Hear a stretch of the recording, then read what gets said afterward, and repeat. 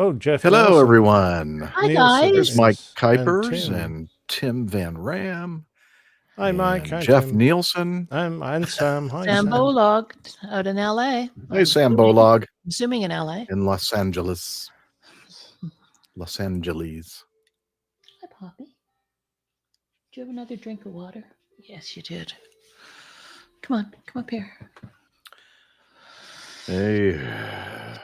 We're expecting So- Steffi when she gets home from work, and maybe Nick Camacho. He's hoping to join us. There you go. There's my newly groomed dog. Isn't she cute? Oh, so sweet. We just had a haircut today. Her fur looks so shiny. It is. It's so soft and fluffy. But as I said to Nick, the first thing she does when she comes home is stick her face in a water bowl. Gets her beard all wet.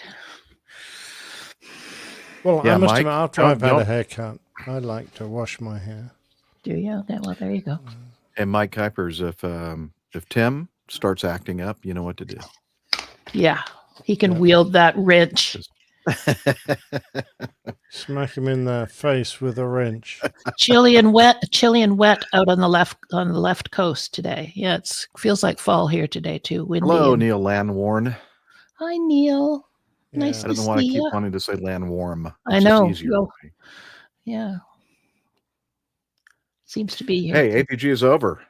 iHealth boxes. Woohoo! Oh, he's in China. Oh, wonder if we'll get censored because you're in China.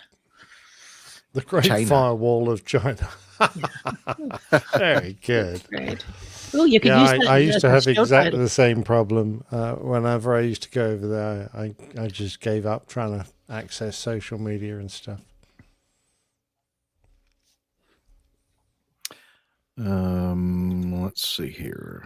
What I got going even on my channel? paid for VPNs, but they just seemed to be so badly disrupted. They were so slow. Really? No, Wonder I'm pretty sure. Wonder the if it's Chinese messed improved with them. since you were in China last. I suspect with their tighter grasp on communications, it's probably got worse if you try and yeah. access anything from the West. Perhaps. Is it sort of chilly over there in Michigan, Mike? It's kind of chilly here today. All the leaves are finally down and blowing around, and all the leaves are brown, and the sky is gray. I've been on a walk on a winter. Oh, that was Winter's Day. It's only fall. I like that song. Isn't it winter yet? No. It feels like it. No, Oh, not it's until the halfway 21st through of November. December. Yeah, and actually is the Wow. 21st this year. It's been moving around. Sometimes at the 20th, and it's about the 21st. I'm now tunneling through cell roaming, but don't tell anyone. Okay. Mhm. Don't Yes, tell he says anybody. VPNs get blocked quickly these days. Might work for an hour. Yes, chilly, Mike. Yeah, it's chilly here too.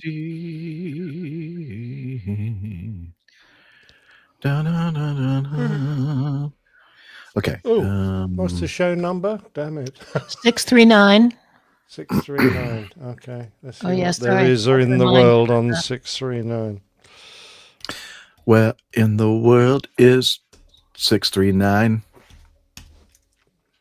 Look at this one, Nick. Jeff. This is a good one for you.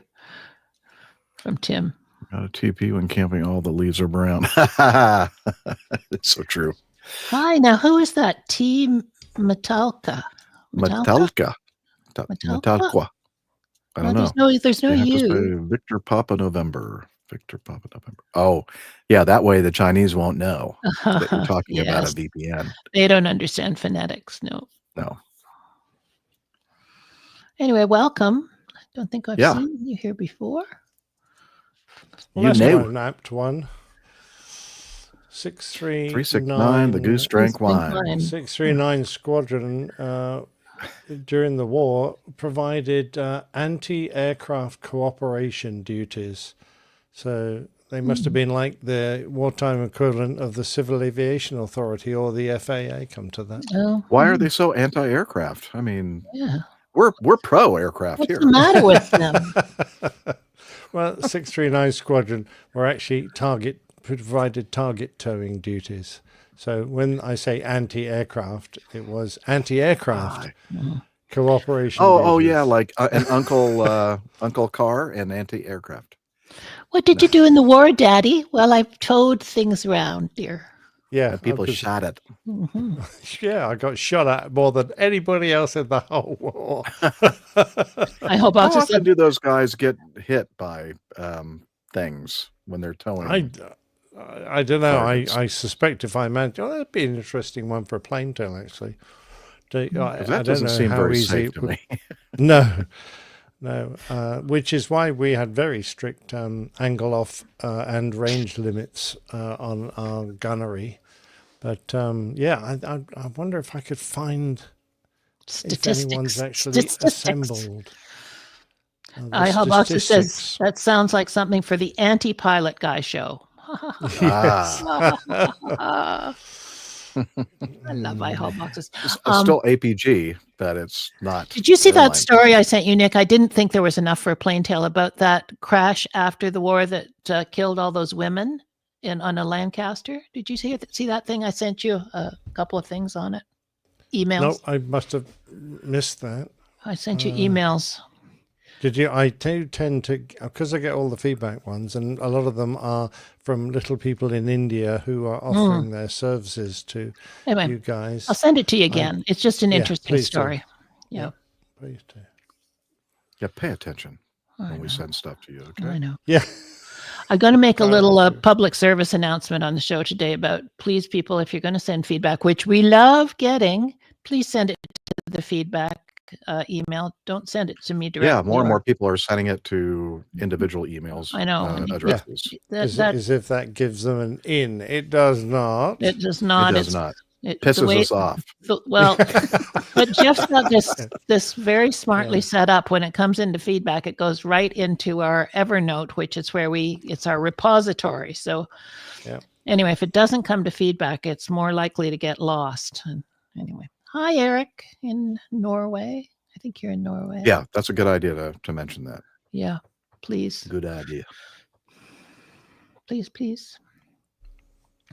Oh, Alrighty. Nick, I may be a little bit behind on updating the plain tales on the Oh, on that your not feed. to worry. I'm very behind on my We're more or spreadsheet. less up to date. There's only one, I think, that's adrift. So Just I one? shouldn't worry Okay. too much. Volume 31, probably. Yeah. Okay. Yes. The All latest right, one. I will get to the spreadsheet. Well, I just remembered it today, and I thought, shoot, I need to post that. No rush. Tim And I saying also need to change the artwork for the YouTube music version of 638. I just remembered that. Just more stuff to add to my workflow. Oh boy. But you know, we're here to please everybody we can. Totally. We do. Exactly. Oh, thank Have you- you. And with that new, very fast computer, you'll be able to do it very quickly. Well, I'm Tim- not sure that's going to help that. Tim Yeah, says I got it. levels- I am turning it on as we speak. Boom. It is recording.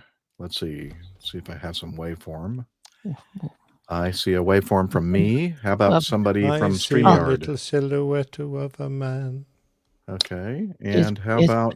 me from Canada? Is it coming down from Canada? Yeah, I see you coming in. And I see some music bumpers track. How about Radio Raja? Control Room, Unity, Unity. We haven't Oh tried yes, that. let's do that. Okay.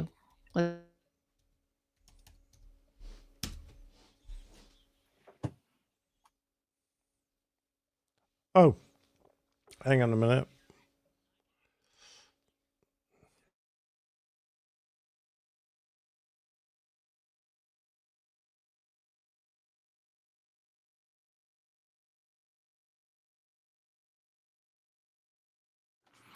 Well, that was fun. That was great. There you go. We were talking about you guys in the chat room. No, we weren't. All right. Are we Let getting me close? check one more thing here with the Unity. Speaking of, because I need to make sure that people that, if and when they come and join us, that they have the availability or ability to participate with the Unity intercom. Okay. Because it's the old issue with I only have Oh yeah, so many 5 slots. slots. Slot assignment, like at the airports for I mean, airline. I could get more, but Yeah, that would there's no need for that. yeah, There's no that'd be need for very that. expensive. Ain't No no need. need for that. Save your money for nice new computers and stuff. Yeah. Did Oh, you know anybody? what? I recorded that and I forgot to put it on the Patreon feed. Huh. I was Why just can't going to I? say the chat room. Did anybody see Jeff's? Nope. Guess not. You and Nick and I did. Yeah, it's Why a good am I one not- because Why am I Jeff's not able to got a sign in? nice new computer and he did an unboxing video. Oh yeah, I enjoyed that. It's so lovely. You went for Isn't the it? Isn't it? dark steely grey, didn't Yeah, you? that's It's a not for lovely me. colour. That. I'd be showing that to dirt. But isn't it so true? We've talked about this before. Those Apple boxes are so hard to throw out. Like they're just so beautiful. Like They are indeed. Yeah. Well, I can't get into Unity. huh? The The back end? administrative Oh. back end. Oh, you and your I'm trying back to sign ends. in with my credentials, and it doesn't like them. It ain't liking it. This is new computer related, probably. I don't know. I'm Bob? using my password manager Mm-mm. as I always do, and it just goes, no, I don't think so. No. Okay. Well, We'll just have to go on a wing and a prayer. I see, because I use AJ. I used one of the slots for AJ Right. last week, You so did. that's probably Camacho. Because I see Steph. Yeah. Steph will be able to log in, but Camacho, if he does join us, he will not be able to do Unity Okay. Well, that's okay. until I figure this out. We'll survive. Okay. Will he, though? I don't know. He'll think we're talking about him, I'm sure. And we will Yeah. be. Probably. How can you not? Such a great guy. He is. Love him. Okay, let's see. You're listening to the Airline Whoa. Pilot Guy Show. The View. Too loud? That's pretty loud for me. Okay. It's fine for me. Yeah, but you're deaf. I am indeed. Well, let me bring it down a little bit. And You're listening to the Airline Pilot Guy Show. Navy The shot view down from our a side of the cockpit Learjet. door. what's that? The Taiwanese Navy shot down a Learjet that was towing a target for them. Oh, I really shouldn't laugh, should I? No. did it Since kill everyone everybody on on board, the yeah, Learjet? it killed 4. Damn. Shot down by That's no mistake good. by Taiwanese Navy. Not good at all. Oh. Talk about friendly fire. Ooh. Exactly. Well. Yeah. Unfriendly. Yeah, no. What was I gonna do? Let's go do something. You're checking the levels. I still found Roger what do you think in the chat room? Did you hear Roger there? Is that too loud? It sounded loud to me, but Where is my sound program here? Okay, let me try this. You're listening to the Airline Pilot Guy Better. Show. The view from our side of the How about 1,000. that's okay. Yeah, iPod Boxes said it was pretty loud before. It was pretty loud. okay? Do you want? I can turn it down even more if you want. You're listening to the Airline Pilot Guy Show. To me, The that's good. Airline Pilot Guy Show, the view from our side of the cockpit door. Yes. To me, that's perfect. That's excellent. Okay. We'll have to let Roger know that you think he's perfect. I do. Sam says louder than Jingles usual. doesn't care. Yeah. Oh, we haven't heard that one for a while. I know. Come on, man. Srivijaya. Srivijaya. Srivijaya. I hate to toot my own horn, but I know, yeah. sometimes you just got to. All right, let's get this baby going. All right. Let's get rolling. All right. Wait. Get Do your- I have get a video for the first? Second one. No, second one. So let me go ahead and load up You that got baby. 3 What is that? videos in a row there. Ugh. What's so funny? I don't know. It's, ugh. Just the way you said it was like, ugh. It just interrupts my whole flow. I know. Speaking I of, know. you're I was all over the gonna floor. say, yeah, but keep your flow conversations to yourself. Splatters all over the place when I interrupt my Yeah. flow. That's not good. No. Thank goodness you Is live that on what- your own there. Bounced landing Taipei, is that the Correct. That would be the first one. And then what would be the next one? Next one would be fire at Sao Paulo. And then, Fire at Sao Paulo. Oh, wait. 737 fire? correct. Okay. And then the third one we might save for Steffi. It's pilot lands on highway during commute near Palo Alto. Okay. I'll go ahead and load it, see if it actually Okay. plays. All right. That would be highway Why landing. was that Steffi? Because she does that kind of thing all the GA. time. Well, I heard she does. Yeah. Yeah, but she's usually attached to a parachute. Okay. All I right. think it might be time to try this thing out. See Okay. what happens. Ready when I'm you gonna are, Move my big giant bottle of Topo Chico. Captain. Captain. Ooh, sorry. Stop showing off your water. Well, okay. You're making me jealous. You got water jealousy. Okay, here we go. Okay. Oh, I need to get the old countdown thing there. Correct. Right. Where is it? Wow. Okay, got it. Let's go. Got it.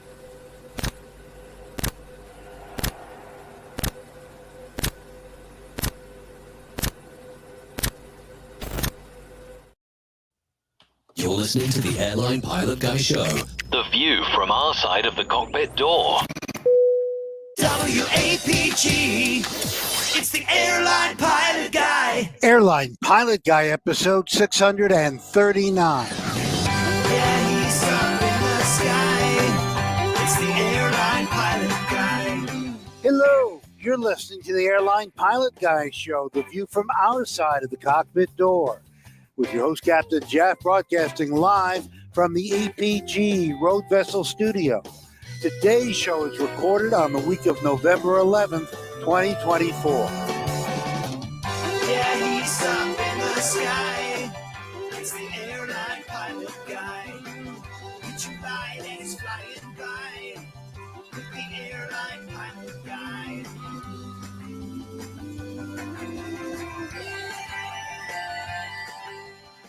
In today's episode, a 737 catches fire after an emergency landing. And in California, a private pilot makes an emergency landing on a highway. I'm still running right now, but I know I'm out of fuel. Also ahead, more news and your feedback. So get all settled in. Tray tables and seat backs in the upright and locked positions. Electronic devices powered on. I'm Radio Roger, and Flight 639 is ready for pushback. Thank you, Radio Roger. He's an award-winning TV and radio reporter. Currently at the #1 all-news station in the nation, 1010 Wins on 92.3 FM in New York City. Welcome to the Airline Pilot Guy Show. It's an aviation podcast covering the latest in aviation news and answering your great feedback. I'm Captain Jeff, former U.S. Air Force pilot and retired Delta Airlines captain. And joining me, speaking of captains, from his studio, a former professional photographer, but still very avid, serious photographer, former RAF, RAAF fighter pilot, retired Airbus A330, A340 captain for Virgin Atlantic Airways. It's Captain Nick. Hello, Jeff. Thank you for that incredibly smooth introduction. Show 639. There was an RAF squadron, 639. That was an anti-aircraft cooperation squadron. So a bit like our show, really, very anti-aircraft. Yeah. Okay. That's it? That's it. Okay. All right, that was good to know. Thank you, sir. And also joining us from her studio in Toronto, Canada, retired financier and aviation enthusiast, spreadsheet master, and our producer. It's the lovely Liz Piper. Hi, everybody. Glad to see everyone here in the chat room. And you Yeah, two hi. guys. Thanks. Yeah, good to see you too. All All right. Bye, Well, Liz. Thanks for coming. bye. Thanks All for right, all the you- Come on to fish. the back channel, so to speak. And yeah, I think that would be a good plan. I think shoot for 2.5 hours. All right. 2.5 hours in the back channel, though. That sounds pretty rough. Okay, let's go for some news. Yeah.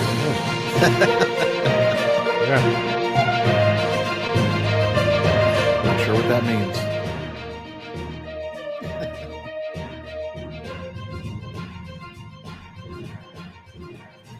Stand by for news. Well, hang on to your hats, especially if you're going to Haiti via the U.S. Yeah. No, yeah, you're not going now because they shut that dang thing down because people getting shot at. Let's see. The Federal Aviation Administration prohibited U.S. airlines from flying to Haiti for 30 days after gangs shot 3 planes. And the United Nations also Tuesday temporarily suspended flights to Port-au-Prince, limiting humanitarian aid coming into the country. Bullets hit a Spirit Airlines plane. Oh man, it just keeps getting worse for them, doesn't it? I didn't I just see something today that they are basically filing for bankruptcy or very close to it. Yeah. Anyway, so bullets hit a Spirit Airlines plane when it was about to land in the capital Monday, injuring a flight attendant and forcing the airport to shut down. Photos and videos obtained by the Associated Press show bullet holes dotting the interior of the plane. No. So she's going to show some exterior photos like that one right there. How can you tell it's Spirit? Yeah. Yellow. Really bright yellow. Yeah. But no interior images, but they got some of those too. And they actually hit some I think I saw some pictures of hitting a bulkhead and also some of the overhead bins. And I think they ended up hitting one of the flight attendants as well, grazing a flight attendant and causing a minor injury on one of those flights. The shootings were part of a wave of violence that erupted as the country plagued by gang violence swore in its new prime minister after a politically tumultuous process. UN spokesman Stéphane Dujarric said the agency documented 20 armed clashes and more roadblocks affecting humanitarian operation during the violence Monday. So that's what I'm thinking. I'm upset with the new regime, so I'm going to go and take my gun and start shooting at airplanes. I don't quite understand the logic myself, but there you go. Yeah, would it be Liz is kind of saying, they're American airplanes, so maybe that they're upset.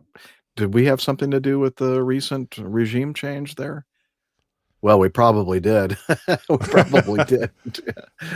So maybe I can understand. I don't think it's fair targeting the UN, that's for sure, particularly since they bring very necessary aid into the country. But there you go. Well, the way they constructed that sentence, you would think, and that's what I was thinking when I was reading it, that they shot at United Nations airplanes as well, but it was a very poorly written sentence, and they said that the United Nations did some, temporarily suspended flights, but the only airplanes that were actually hit by gunfire were U.S.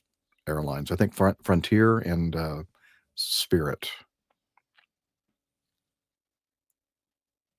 Oh, okay. Let me correct myself. No Frontier.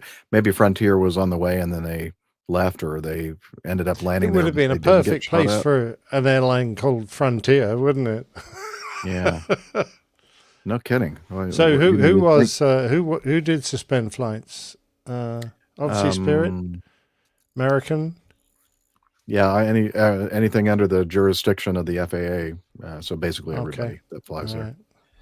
But you're right. I should have been on the gun here. I have my Stream Deck quite yet set up for all the sound effects, but I can probably find it using the old-fashioned method. Oh yeah, let me just. I got a gun right here, right sitting next to me. Let me see if I can. Oh, Don't forget to open. Don't forget to open the window first. yeah, that's what we're all about here. Oh, would it be something French? Oui. Oui. No, Okay. they're more like sacre bleu. Ah, sacre bleu. Yeah. All right. What else to say about this other than, if you're, I don't know what to say. Just don't fly there. All right. Okay. It's just interesting because you don't normally hear too many instances of civilian airliners being shot at. No, that's At least true. I But don't. do you remember the plane tale about the 737 that landed on the edge of a embankment? Yeah. In New Orleans. That captain, Yes. that captain had been quite badly injured flying an airliner during a revolution. That's and right. he was shot at and Yes. injured. Yeah, Rick was telling us about there's one we know of. 'Cause Rick knows I the think guy. he might have even lost an eye or something. I think he did. Yeah, exactly. Yeah, so Neil says, and the air marshals didn't open a window and fire back. Get out of the way, and then you shoot out the window here and shoot back at these people. You'd think it was America over down here in Haiti. Gosh. All right, moving on. Let's do this one then. It's a video. Well, I have some video to play, but let me first read a little bit of stuff. This is sent in by Sam Dawson. Did you put that in there, Liz, so that I could skip it?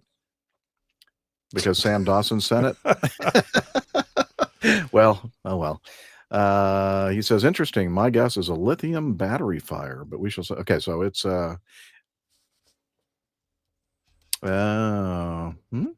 I'm on Lake Lanier in the Shady Grove campground.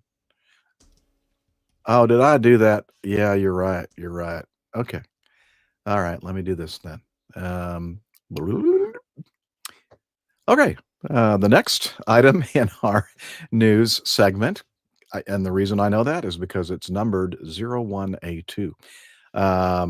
It involves, this is from the Aviation Herald. It's an incident involving an Airbus A321-200 at Taipei on the 31st of October 2024.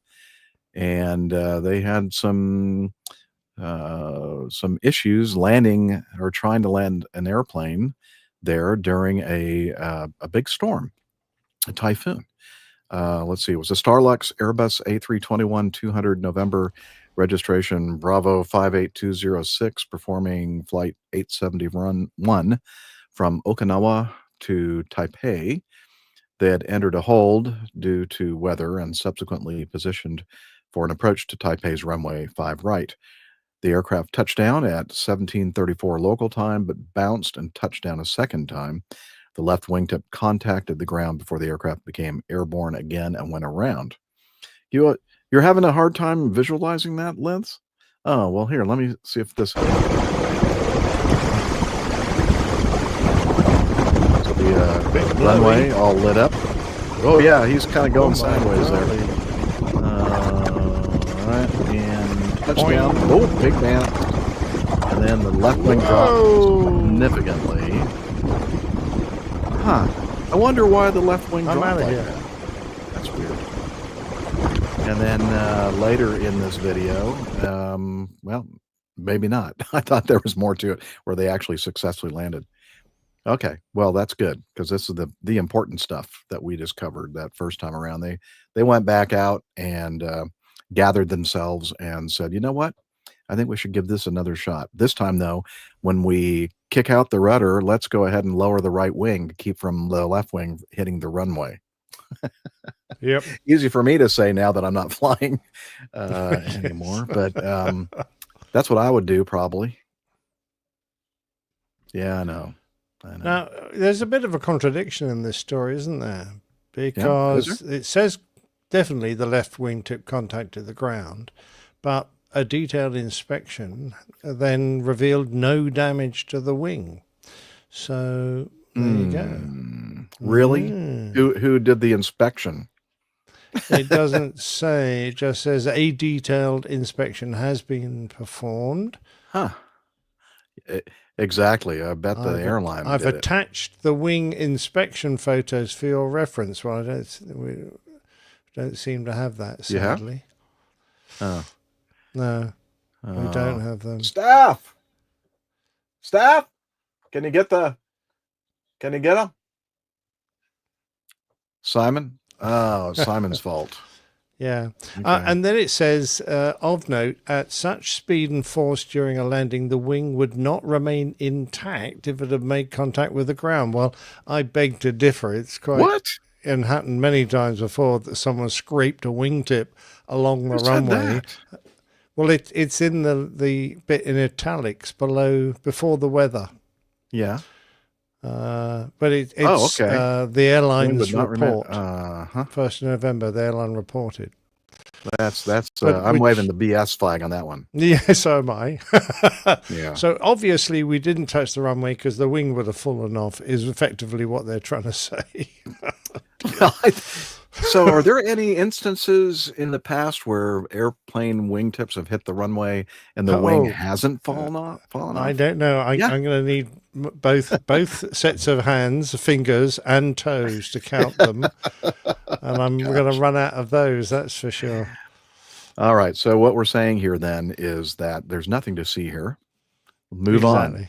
Why are you covering this on your podcast? There's nothing went wrong. But the airline also says that the Taiwan CAA is looking into the possible hard landing, not the wing. In addition, all results have been sent to Airbus for analysis. So, well, we'll see what they have to say there in Toulouse. Yeah, I'd keep an eye out to see if they want to buy any new green bulbs for the left wingtip light. Hey, you have some green bulbs in your right in front of you there in your studio. Red bulbs. Sorry. Okay, red. Red. You probably have some red ones too, but he was showing us some of his Christmas decorations in his flashing studio away behind me where we recorded. Yeah. All right. The wind was pretty strong. Have you looked at the wind on these METARs? I mean, it's gusting 55 knots generally. That's a lot. Yeah, and it's good 30 to 40 degrees off. So yeah, that would be a pretty high crosswind. Yeah. I would imagine that they probably, the A321, I'm not sure what the crosswind guidance is on that, but I would imagine probably somewhere around maybe 40 knots or something. The 340 was over 40 knots, but I wouldn't know. We'd have to ask a 320 expert to find that. Yeah. Yeah. Well, I think that we've discussed this several times before on the show, but for the airline I flew for, those crosswind demonstrations during certification became actual limits for us. But I don't think that's true with most airlines out there. I think that they remain just demonstrated crosswind guidance. And if you want to try to do something higher than that, then good luck to you. Yeah, 38 knots is what I can find on land. Okay. Sorry, online. I'm just trying to find out what the wet runway limit is. Oh, Neil. Naughty, Mr. Neil Lanhorn. Uh-huh. Yeah. Okay. Yeah. Oh, yeah. I can see why you'd be offended. Oh, slip and slide. Okay. Let me see if I can find that. I'm pretty sure I can find it. It's like probably under S. I wish I had them in alphabetical order. That would have been easy to find. Well, Jeff, you know where I know where that is. Okay, everybody, come outside. Everybody ready for a wild, wet ride? Slip and slide. Yes, I'm sorry. Well, a wet, slippery crosswind limit. Yeah. And water more than 3 mil, and it would look like it was raining pretty heavy, but that limit would be 20 knots for the 320. Oh. Okay. So it's And it's dependent on if they were reporting the depth of water on the runway, which generally most airports don't get around to doing that because no one wants to get in the Land Rover and go out in the rain with their ruler and measure it in between landings. But yeah, 3 mil. Yeah, no, it's not very much at all. No, that's a very small puddle. 3 mil. Well, they say that as little as 1 milliliter of water in an F1 Pirelli tire makes a huge difference on pressure. But that has nothing to do with aviation. No. It has Did more you to say do with, milliliter or millimeter? I said milliliter because it's volume. Yeah. We were talking depth of. Yeah. Well, I know you were, but I'm talking volume here in the tire. And again, this is not an F1 podcast, so sorry. You're welcome. Yes. I thought you might want to know that. Okay, good. Next one. Okay, here's the one from Sam Dawson. I thought by now you would have gotten rid of it, but it's still there. So let's go ahead and cover it. Looks like this happened recently in Sao Paulo. Sam Dawson says, interesting. My guess is a lithium battery fire, but we shall see. And so let's see ourselves. See what he thinks here. Whoa! Fire on that airplane. Hot back there. And the guy's climbing up.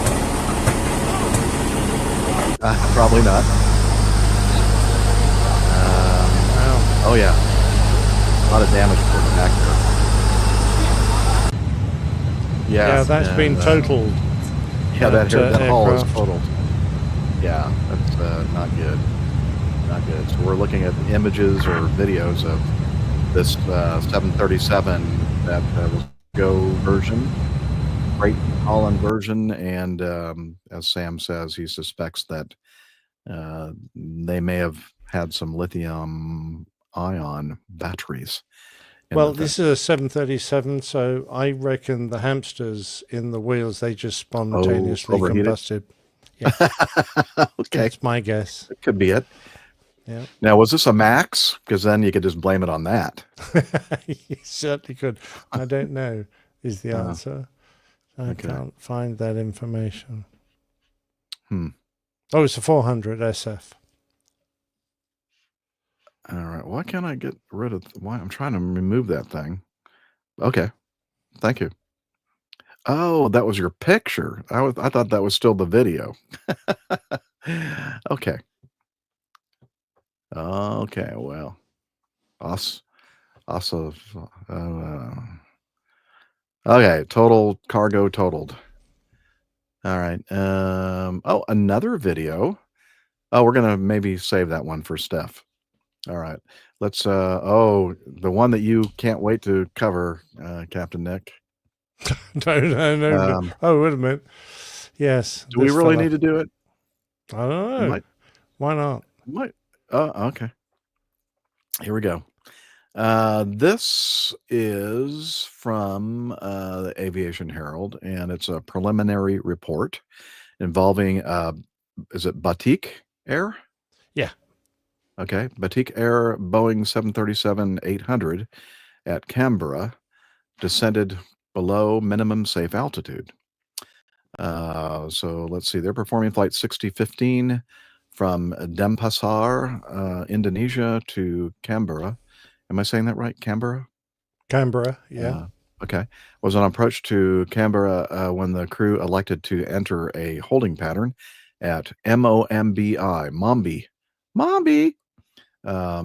So maybe you can throw that image up there, Liz. It's from one of the, it's kind of, I don't know if it's on that one or not. Let's see. Oh, there's Mombi. Okay. So they're entering the holding pattern as depicted there in the image. During the hold, the aircraft descended below the minimum safe altitude. The aircraft continued for a safe landing on Canberra's runway 35. In Australia's ATSB rated the occurrence as a serious incident and opened an investigation stating that, they're investigating a flight below minimum altitude involving a 737-800 about 19 kilometers south of Canberra Airport, Australian Capital Territory, on 14 June 2024. The aircraft was operated by Batik Air as Flight 6015, as we mentioned before, flying from Indonesia to Canberra. During an instrument landing system approach, the crew to hold at waypoint Mombi. During the holding, the aircraft was operated below the minimum holding altitude. On September 4th, the ATSB released their prelim. Let's see. So they departed Denpasar International Airport, Indonesia, for the inaugural passenger transport flight of a new service, brand new, to Canberra, Australia. The captain was acting as pilot flying. The first officer was acting as pilot monitoring. A second captain was also on board. Well, there's your problem. Acting as a relief crew member, occupying the flight deck jump seat located behind the flight crew during the arrival and the approach. As the aircraft climbed to cruising level of flight level 350, the crew input forecast winds, which included strong tailwinds, into the aircraft's flight management computer. The crew noted that the estimated time of arrival into Canberra was prior to 0600 local time, when Canberra Tower and Approach Air Traffic Control began providing services for the day. So they were going to arrive before ATC services were in effect. The crew elected to continue without any en route delays and prepared for an arrival without those air traffic control services using the Canberra Airport Common Traffic Advisory Frequency. Well, they actually didn't use the Canberra Airport Common Traffic Advisory Frequency, the CTAP. As the aircraft descended towards Canberra in darkness, so it's really early morning, the flight was cleared by ATC to track via the waypoint Avbeg direct to Canberra Airport. Okay, here's the instruction. Track via the waypoint AVBEG direct to Canberra Airport and descend to flight level 120. During the descent, the flight crew prepared to conduct the Avbeg 5 Alpha Standard Arrival Route, STAR, but did not make a request to track via the STAR to the Melbourne Center Air Traffic Controller managing the airspace. Okay, so I don't know why they decided to fly the STAR. I don't know why they decided to fly. Bum bum bum bum. So sorry. Keep carrying on. Okay, good. But they did. They decided, oh, let's go ahead and do that, even though they instructed them to go directly from Avbeg to the Canberra Airport. At 5:41 local time, as the aircraft approached Avbeg, ATC cleared the crew to leave controlled airspace descending. The aircraft crossed Avbeg while descending below flight level 205, commenced tracking via the Avbeg 5 Alpha Star. The Melbourne Center Air Traffic Controller identified that the Batik flight was deviating from the cleared track and noted that the aircraft was descending toward a restricted area. The controller did not query the flight crew's deviation. I think you should have, but asked the crew if they were going to remain clear of the restricted area. So if they had gone directly from AVBEG to the airport, they would have avoided the restricted area. Now, let's see, if you'll do the one before that, Liz, I think the restricted area is in that, Romeo 430C over there on the bottom left part of that depiction there. That's the star goes right through it, though, doesn't it? It does. So I guess they can use the star when that restricted area is not active. Is there an altitude? I can't read. It's so small. I can't read the altitude. The altitude is 4,500 to 10,000. That's okay. Seems to be the area it encompasses, or the height it encompasses. Right. And there's a descent restriction. You're not allowed to go below 10,000 by Lanyo, which is just past the restricted area. So so long as you stay, that'll keep you clear of the restricted area, because you're not supposed to go below 10 till you've gone past it. Okay. All right. So let's see what they did. The controller acknowledged the tracking advice and instructed the crew to maintain 10,000, to remain above the restricted area. After receiving this instruction, the flight crew became uncertain as to whether the aircraft would be operating within or outside of controlled airspace during the star and approach. The crew leveled the aircraft at 10,000 with the autopilot engaged, and the aircraft passed over the restricted airspace. Okay. As was required by ATC procedures, the controller waited until the aircraft was observed to be more than 2.5 nautical miles past the restricted area before instructing the crew to continue the descent to leave controlled airspace. The crew responded by advising that they would descend and continue tracking via the star. At about this time, again, they were never cleared to do that. The crew noted that the aircraft was about 1,300 feet above the desired descent profile for the arrival. At 0551, the crew requested ATC clearance to conduct the instrument landing system approach to runway 35. The controller responded by advising that the Canberra control tower was closed and that CTAP procedures applied for that airspace. At 5:51 and 38 seconds, the aircraft descended below 8,500 feet outside controlled airspace. They were in Australian Class G airspace. As the aircraft was higher than the desired flight path, the captain decided to conduct a holding pattern at the approach waypoint of Mombi to reduce altitude, and the first officer requested ATC clearance to hold at Mombi. The controller responded by providing traffic information for the Mombi holding pattern. The crew then again requested clearance for the ILS approach, and the controller responded by advising that clearance was not required because there was no control there. This was uncontrolled airspace at this time of the day, but that the crew must broadcast their intentions on the Canberra CTAF, Common Traffic Advisory Frequency. The aircraft passed the arrival waypoint Menzies while descending below 6,720 feet and soon made another request to hold at Mombi. They're just not getting the fact that they're no longer in controlled airspace. They are in control of what they're doing, or they should be. The controller provided traffic information for the hold and requested that the crew make a right-hand orbit to remain clear of the restricted airspace, now to the west of the aircraft. As the aircraft approached Mombi, the captain entered 5,400 feet AMSL, the approach's minimum safe altitude, before intercepting the ILS glide slope into the autopilot mode control panel. And at 5:54 and 15 seconds, the aircraft descended below the minimum holding altitude of 5,600 feet AMSL. Okay, so in other words, he should not have entered 5,400 in the altitude select window at that point, because they were still in the holding pattern above some high terrain.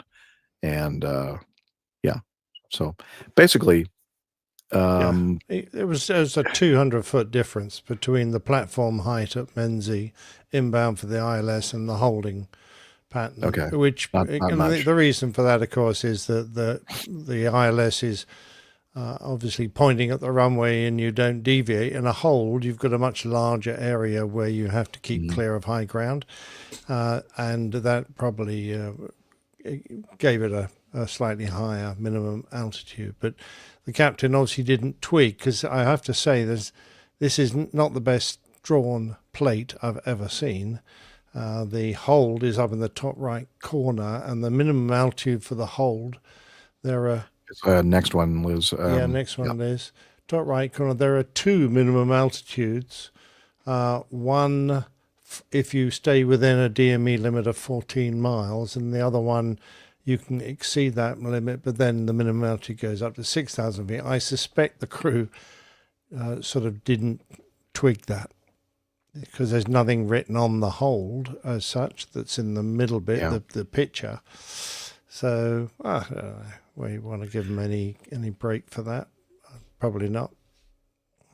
Yeah. So yes, we were discussing this before we started recording today, and Nick was making the point that it didn't seem that, as far as the altitude was concerned, not that big of a egregious. But the thing that we both agree was egregious is the fact that they didn't seem to understand how to perform procedures when air traffic control is not controlling every aspect of your flight. And Exactly right. they even, the ATSB reported that the captain was an instructor pilot by the airline. The first officer and the relief captain and the observer's seat had 6,800 total and 11,100 or 11,295 total. So that, they had some experience flying Yep. these airplanes. From 1998, this is they added this from 1998 to 2010. The captain was a pilot in the Indonesian military, and in that role had conducted operations in uncontrolled airspace. Yeah, but the military uncontrolled airspace is like it's different than civilian uncontrolled airspace. I think you'd agree, Captain Nick. Yeah, definitely. Yeah, we'll just do whatever the heck we want. Yeah, we never told anyone about anything about it. Exactly. Yeah, it's top secret. In 2010, the captain commenced employment with Batik Air's parent company, Lion Air. Okay, they were the ones that had the first 737 MAX incident. And then he moved to Batik Air in 2013. From 2010, the captain had not undertaken any flights within uncontrolled airspace. Okay, so yeah, that's a long time. That's 14 years? First officer and relief captain reporting having no experience operating in uncontrolled airspace. All crew members had previously operated flights to Australian destinations. So I guess, and they didn't really, I assume here, they were kind of getting onto them because they really didn't brief this thing very well. They were assuming that they were going to be in controlled airspace all the way. Yeah, I don't think they realized that the airport hadn't opened at their arrival time, and they hadn't twigged.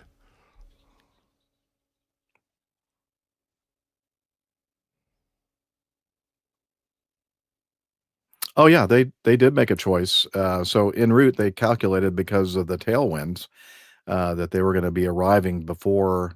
So they were somewhat aware that the ATC services weren't going to be there, but I don't think they quite grasped exactly what that means. So I think they probably received some further instruction regarding operating in or non-controlled airspace. But Yeah. that's the part. Now, we made the point. I think the lowest point they got over the terrain in that holding pattern was just under 1,000 feet, 9,000 some odd feet. Yeah, Nick, 9,025 odd feet. 924. Okay. It was yeah. 9,024 feet. Yeah. But only 900 actually. Sorry, above 924 feet. Yeah. Yeah, my apologies. Gotcha. So that's not super low. But my point is, did they really even know?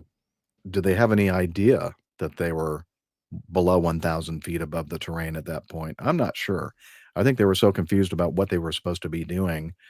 I think it's kind of evident, in their radio transmissions, they kept trying to get the controllers to clear them for various things, and they go, "You're on your own. We're not open yet. Good luck." Exactly. Yep. Yeah. That's and what's more, at that point where they were quite low, I don't think they were established on the ILS. They were still angling in towards the localizer, and they were probably going to pick up the ILS at Mombi or even a little bit further on. But there's a 12, because they let down to 4,700 feet, which is a kind of an intercept point, the sort of final approach. Well, it's not a final approach fix, but it is a fix on the ILS, which is Mombi.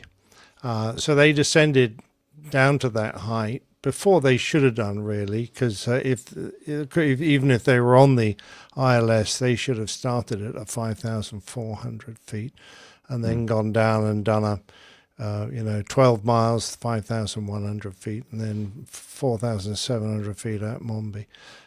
So they went down to a platform height that was probably too early, and too low for the procedure. So they definitely weren't really flying it very well. And in addition to that, they weren't making the required calls to advise any other traffic going in or out of Canberra at that time that they were on the approach. Yeah. And to point out, I was looking at that approach plate again. The 5,400 feet for the ILS glide slope intercept is no lower than the 5,400 feet. They could have stayed at the higher altitude in the holding pattern and just stayed there and intercepted the glide slope before that, but I don't think they picked up that was the minimum hold altitude, 5.6. I think you're right. I have to say it's not in the most obvious place on the plate, but it is there under the hold details, and that's only if you don't exceed 14 DME, which they did. So they weren't flying this procedure very accurately or very well, come to that. No. So even initially flying the arrival through that restricted airspace when they've been told to go elsewhere, they had obviously when they programmed the arrival into the nav computers, perhaps that's what came up for this arrival. Yeah. When they typed in the AVBEG 5 Alpha for this particular runway, it came up with that green line. So they basically went, we're just going to fly down the green line. We're not going to go to the airport like you asked us to, because that's too hard. I think that they didn't really, I don't think they understood that was what they were supposed to do. And I think that you can partially fault the controller for not, when he noticed that they weren't tracking directly to the airport, that why didn't he say, the only thing he said is, are you going to be clear of the restricted area? He didn't say, why are you not proceeding directly to the airport? I think some blame should be put on that controller, but that's just me. Yeah, but I guess he wasn't really controlling them, was he? He was just giving them initially he was, until they dropped below 10,000 feet. Yep, that's true. So it didn't go well for them, but they've classified this as a serious incident. I don't know if it really warrants that, but they made sufficient errors for it to be investigated and for them to be subject to some retraining, and particularly since the captain was an instructor pilot who should have known better, and the guy in the third seat was another very senior captain who should have known better. So you're right. I'm a bit concerned at the standard of the crew's knowledge. They were probably visual throughout this, so there was no real danger of flying into the ground. They could see the airport, they could see what was going on. True.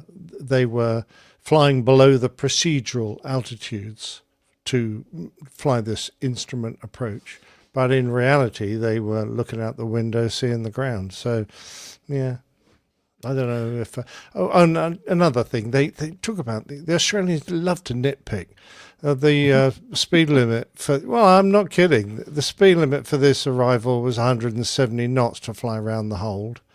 Otherwise the hole gets too big as the turning circles become too big, and they made a point of saying they were flying at one point at 171 knots, and at another time they got to 172 knots. Dang. So 2 knots over the limit speed. And I'm going, is that really relevant? No, it's not really relevant at all. So there you go. Oh, no, Australian Airlines don't make those mistakes at all. Virgin Australian aren't Australian, No, I'm wondering, Nick, if is there anything like below the classification of a serious incident? I mean, maybe, not so serious, kind of serious. Maybe they felt like they had to call it a serious incident just so that it was brought to people's attention. And I think you're probably right. I think you're probably right, but it just it sounds like they're inflating it a little bit to make a point that they don't like people doing this. By the way, if it had been me, I would have slowed down and made sure I arrived after 6 Yeah, me too. o'clock. Because I just do not see the point of Right. hammering down with a big tailwind, getting there before the airport opens, and then having to make it up as you go along. So I think that was their first How mistake. much earlier were they running? I mean, like Well, it wasn't. They 10 were only minutes? like 5 or 10 minutes Less than, early, I think. 5 or 10 minutes before everything Yeah, opened up. because the tower actually opened while they were on the approach, I think. Oh gosh. So they didn't have to hang about that much longer. Yeah, So I agree. You know. Okay. Oh, well. I'm sure the final report will reveal a lot more, Liz. Yeah. Yeah. Oh yeah, probably Yeah, well, Virgin Australia, they don't have any issues there in no, none whatsoever. in Australia, like Brisbane, for instance. On But the it is another Boeing. 30th of November, 2022. Well, there's your issue right there. Virgin Australia Boeing 737-800, registration Victor Hotel, Yankee Foxtrot Hotel, performing flight 324 from Brisbane to Melbourne with 169 passengers and 8 crew, was accelerating from takeoff from Brisbane's runway 19 left when the aircraft rolled past the displaced end of the runway and became airborne only in the section of the runway that had been closed due to works in progress. Red flag. Yes, the aircraft climbed out without further incident and continued to their destination. Yeah, hopefully nobody noticed what happened there. Yes.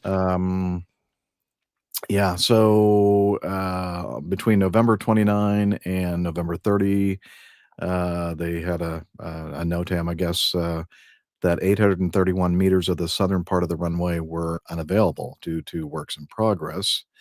Again, the ATSB, with their darn serious incident labels, decided to slap one on this one too and open an investigation. Did they mention how fast they were going? I'm not sure, but we'll find out here.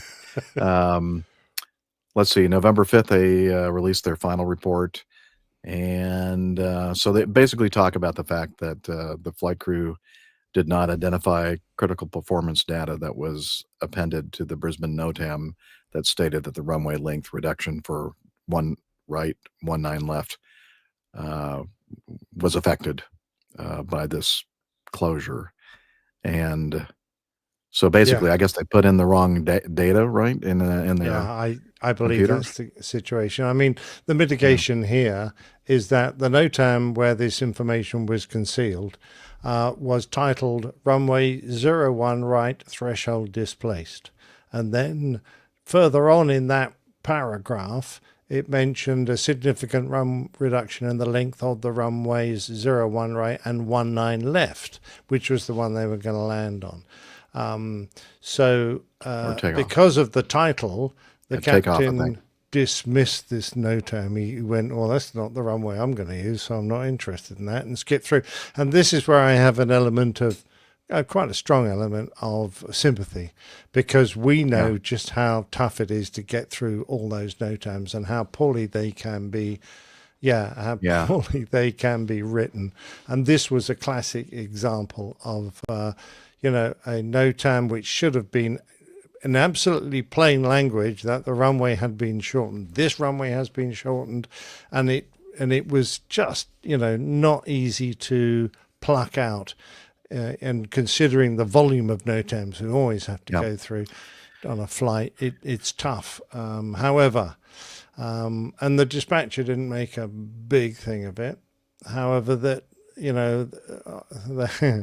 they did actually have a second chance at establishing the fact that the runway they were going to use had been significantly shortened, which because they had time pressures and distractions and they'd already thought that they'd read the NOTAMs, they didn't bother to read them a second time, which would have given them, including the dispatcher's note, which would have given them a second chance to pick it up. So, that was a bit damning.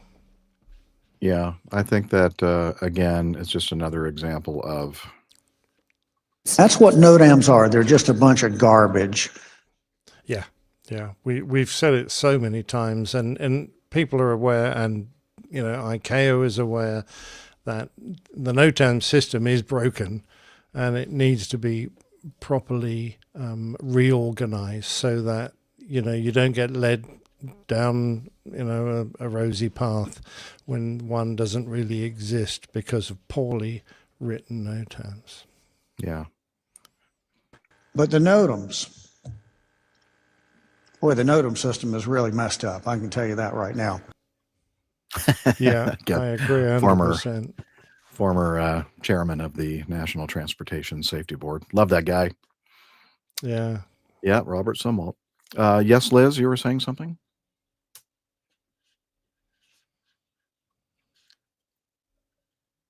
Okay, since we're talking about takeoffs, our producer suggests that we talk about another. Oh yeah, this is a good one. Okay, hang on. Let me get that. While you're queued up. setting that up, I'm just going to mention that it's suggested that, of course, having already dismissed the NOTAMs relating to the runway, the crew they had developed a mental model that the displaced threshold for runway 1 right had no effect on the performance for their runway, which was 19 left. And that model, once they, all right, I've fixed that. That's in concrete now. They never really reviewed that mental model to see whether it stood up. And that's something we all have to be aware of. That's one of those things we should discuss in threat analysis and threat mitigation, how to avoid making that kind of mistake. Sorry, Jeff, do carry on now. Oh, no, that's a good point made. Thank you. Yes, we have. Liz is mentioning this. This is Air Sugar, yeah? Air Sugar, yes. Aero Sucre. Accident at Bogota, Bogota, on November 10, 2024, just a few days ago. Overran the runway on takeoff. That's not the first time we've seen this either. And impacted an ILS antenna, and we have some video to prove it, and you have to watch it very quickly because it doesn't last too long. Here we go. Boom. I watched it as quickly as I could. Okay, let's watch it faster this time. Whoa! Okay, one more time. Damn 727. That's 727 guys. Yeah. They're a bunch They're of dreadful. cowboys. I'm sure it's the flight engineer's fault as well. Yeah. Got to blame it on somebody. Those Blame the 727 engineer. flight engineers. Obviously, he didn't do the takeoff data correctly. The 727-200 freighter was performing Flight 372 from Bogota to Valencia, Venezuela. Was departing Bogota's runway 14 left when the aircraft overran the end of the runway, and after becoming airborne, just barely, contacted a localizer antenna before climbing out to safety. The aircraft entered a holding pattern before returning to Bogota for a landing on runway 14 right. I'm trying to find the speed in the holding pattern. I'm not seeing. Oh, this was not Australia. This was Colombia. Now Colombia, they plus or minus 50 knots is good, or 100 knots. Yeah. Did you show the damage to the aircraft? Okay. Yeah. Put down that Twinkie and slap up that image there. There we go. Ouch. Yeah, that's a little damage to a wheel tire.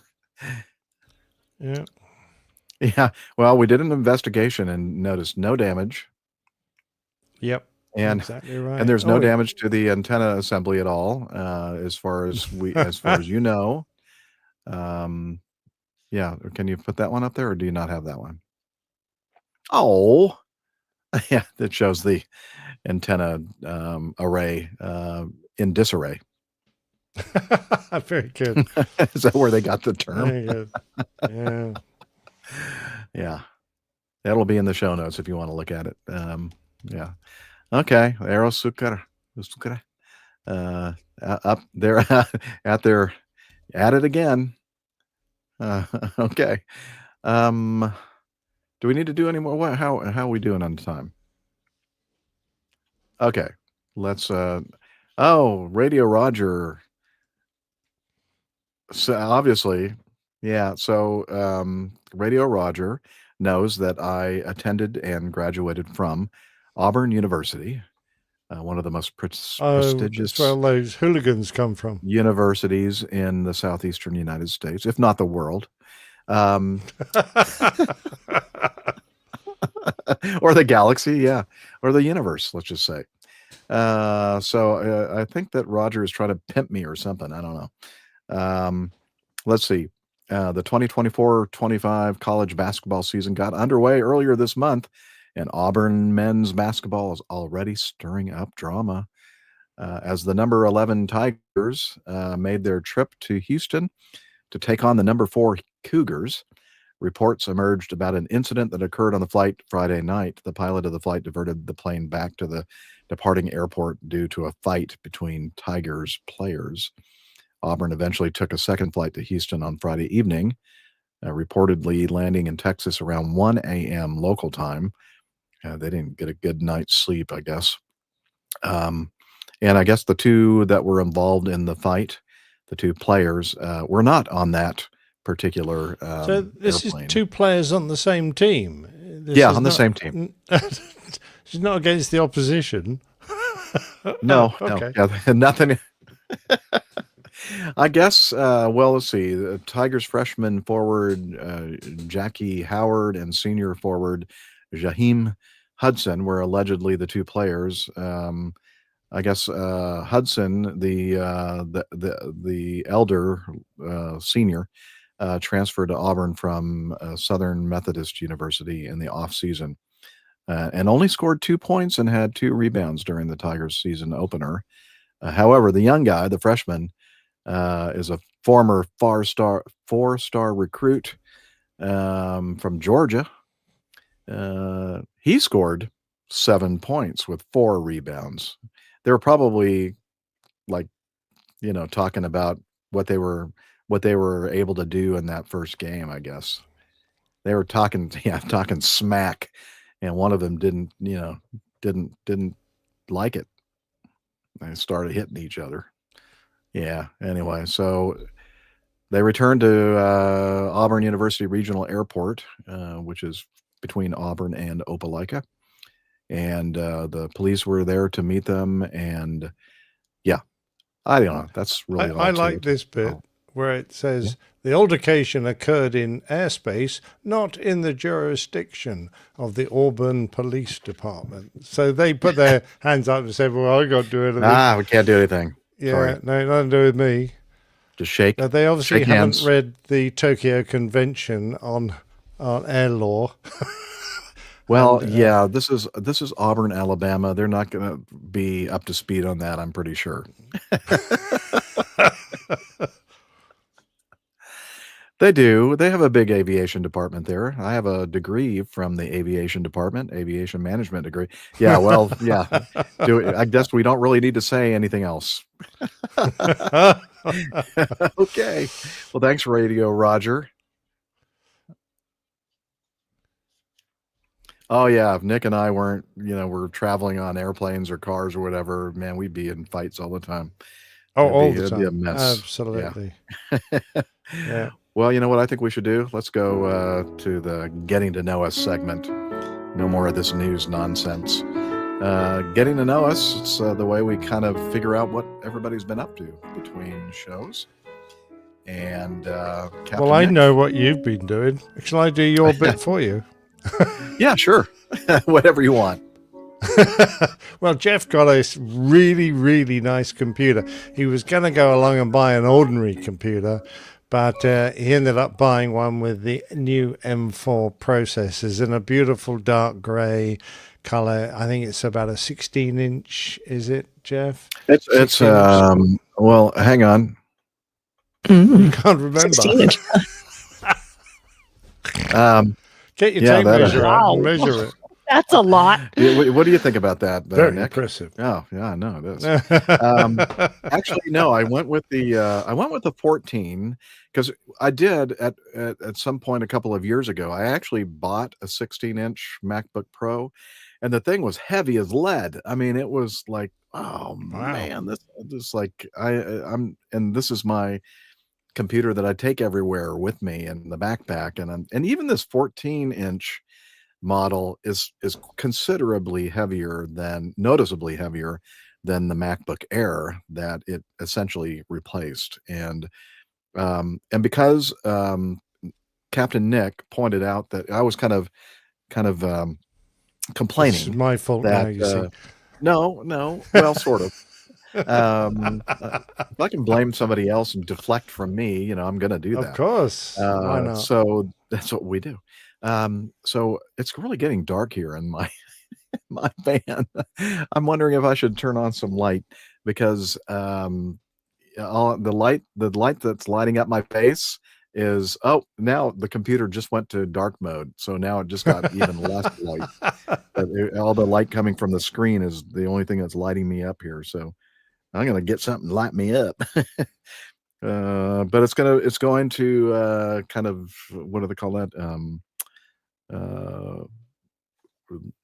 Yeah, the lights are gonna like flicker. That's the word. Yeah, I'm looking for flicker because of the LED. Haven't you got LED light. anti-flicker on your camera? Apparently this does not have that.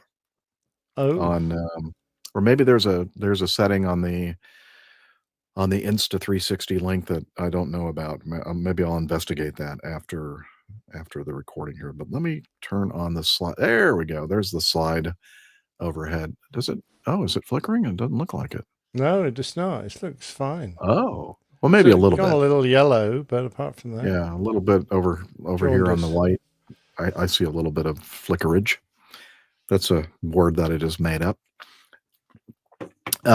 So the thing I'm going to blame Captain Nick about, I was complaining about not getting my 10% discount anymore because I'm no longer an active Delta employee, retiree. I don't rank, with the active duty people, or the active employees. So Captain Nick suggested that I check out to see if they have some kind of a military veteran discount. And Liz got right on that, and she looked it up, and sure enough, as a veteran of the U.S. Air Force, I am entitled to a 10% discount. So when I learned that, yeah, we are cheapskates. That's the mark of a true pilot. So when I was but instead of cheapskating out, Liz, I actually ended up spending more money than I was expecting to, because I went with the high end. I have no reason to have a M4 Max chip with all the GPU cores and CPU cores and everything else. But I'm thinking, you know what? I don't know what I'm going to do with this machine. One of these days, I might be doing multiple video streams and crazy things. And I'm thinking, future proof, right? So I ended up getting the top. Well, I always think it's good because, if your CPUs and your chips are only working at a fraction of their power, they're not going to generate lots of heat. So the fan won't come on, so it'll stay nice and quiet. Exactly. So I think Liz is thinking that maybe I have something in the future involving only fans. Oh, only the fans are cooling. Oh, I see. I misunderstood. I thought you were talking about something else out there on the internet. Well, you're going to be in some nice quiet places when you go off with your RV. You're perfect for doing some extra video, stuff. Exactly. Right. Yeah, you should see all the crazy things I do, and get naked here in the night. No, you really shouldn't see that. The Naked Airline Pilot Show. Hey, APG After Dark, right? There we go. APG XXX. Yeah, it is dark in here. Dark in my mind. Anyway, so I went ahead and ordered the top end. I didn't go too crazy with storage. I only got 1 terabyte hard drive, but I think you can get all the way up to like 8 terabytes or something ridiculous. Wow. So Captain Nick and Liz said, you need to do like an unboxing video. Yes. And I thought, yeah, I'll do that. And I did that for them. Actually, I did it with the intent of showing the patrons on Patreon the unboxing video, and I forgot to post that. So I'll post that. Mom, I need more memory in my I own think brain. I think you definitely should post it, Jeff, because it's very funny, particularly when you run out of hands. Because you've got Yeah, this incredibly brand new expensive computer, and you're trying to hold the camera and trying to get out of the box, and I can see that you're worried about dropping it. So well, I watch a lot of these YouTubers out there, and I've seen them struggle with this, trying to do things with only one hand, and they're really good at it. And I've never tried it, and I realize now I have a lot of respect for these people because I tried to do it with the one hand. I went, okay, let me put this phone down, or let me use both hands. Anyway, so I'll try to remember to post that tonight or tomorrow, so that the patrons can view the unboxing video. So more incentive to become a patron of the show. And so yeah, that's my big news for this week. And then because I didn't do the Apple migration routine thing, I went ahead and decided to just start from scratch, which is a major hassle because you got to find all the downloading, like the installation programs for all the applications that you need to use, and then passwords and license codes and all kinds of stuff. And then you're doing something and you go, oh shoot, I need that too. I didn't realize how much how complicated everything is, and until I started trying to recreate it all. But yeah, I'm getting there. So I was able to do enough to at least use it for the recording tonight. And the other thing, I might as well, since we're talking tech here, is over my left shoulder behind me. If you're watching the video, you can see some Ethernet status lights kind of blinking on and off. One of them, that's a modem, a new 5G PepWave or PepLink modem or router, actually both. And iHallboxes says 16 inches equipment kind of requires both hands. Yeah, no kidding. In this case, only 14, but I'd settle for just 14 actually. So, and that's what I have done. So anyway, this PepLink they have a reputation for like being super rugged, top of the line pro routers, and the back end of the router modem admin panel that you can access has all kinds of power user stuff. So hopefully, I'm crossing fingers. I'm hoping that this is going to result in better internet bandwidth. Also, one of those Ethernet lights blinking is an Ethernet cable going to the antenna that you can't see, that's above my through the skylight of my road vessel studio, and the Starlink antenna is up there. So I have that going into the modem, which has a bonding fusion technology, so it can use the again, APG after hours, the bonded part. But yeah, so I don't know how it's working so far. I think there have been a couple of little glitches here and there. Couple of tiny glitches. That's it. Yeah. Yep. Okay. Not even worth mentioning. I'm in the middle of a campground. Just switched from one that I've been staying almost 2 weeks, and I'm only staying here tonight and tomorrow night. And then over the weekend, I took Liz's advice, and instead of making the long haul between Roswell for the masses that I sing in on the weekend, and then going back up to the lake and back and forth, just under an hour each way, she said, why don't you get a hotel and just stay closer? Yeah, it does get very, very dark at night, early at night here. So I'm going to be spending a couple of nights at a hotel in Alpharetta for the weekend, and then next week, I don't know. I'm thinking I might head up to a Georgia State Park called Cloudland. I think it's called Cloudland, in the northeastern, kind of heading up toward Chattanooga, not northeastern, northwestern corner of the state, up toward Lookout Mountain. I don't know. Maybe I've dilly-dallied around too long and the sites are completely gone now, but I'm hoping that I can find one for Monday too. Yeah, that's amazing how crowded these state parks are.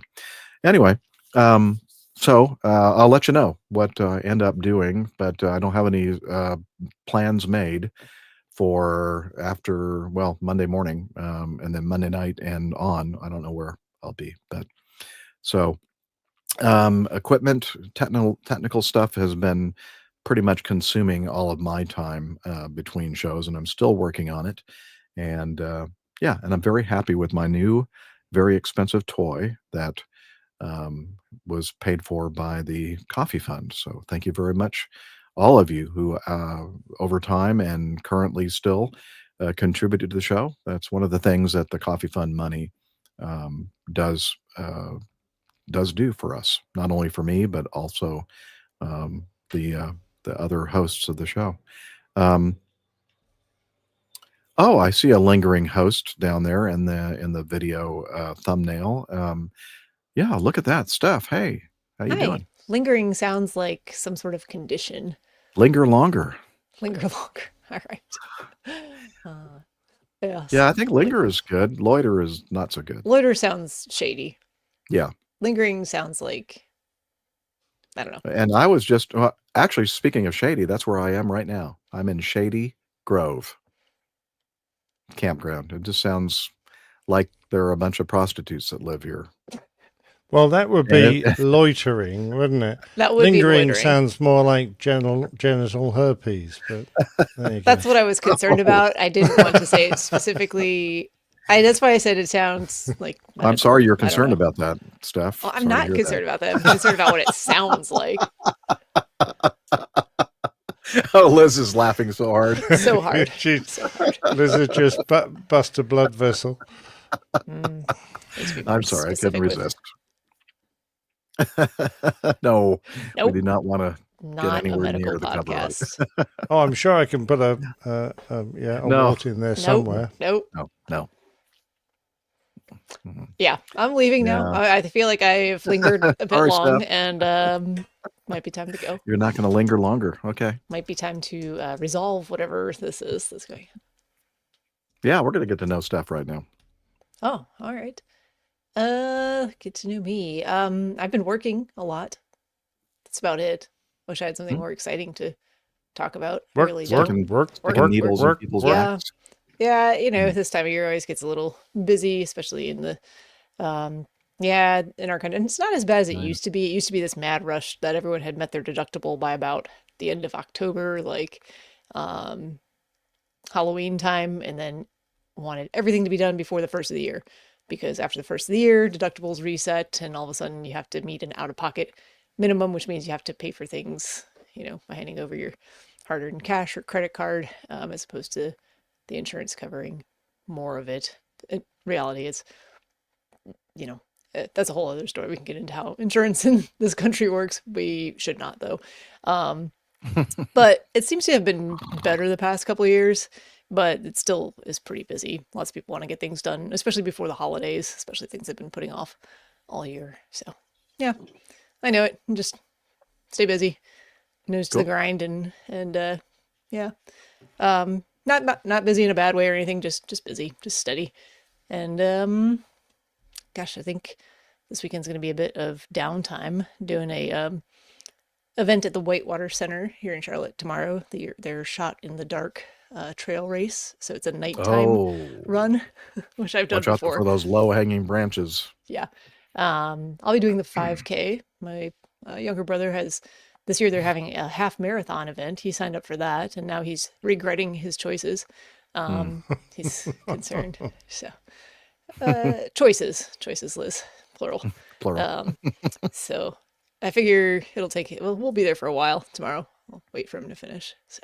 Weather looks like it's gonna be okay. It poured rain all day today, so it might be kind of a muddy, key trail situation. It's supposed to be nice tomorrow, though, so hopefully we haven't had a ton of rain recently. So hopefully, when the sun comes out, it'll dry things up pretty quickly. We'll see.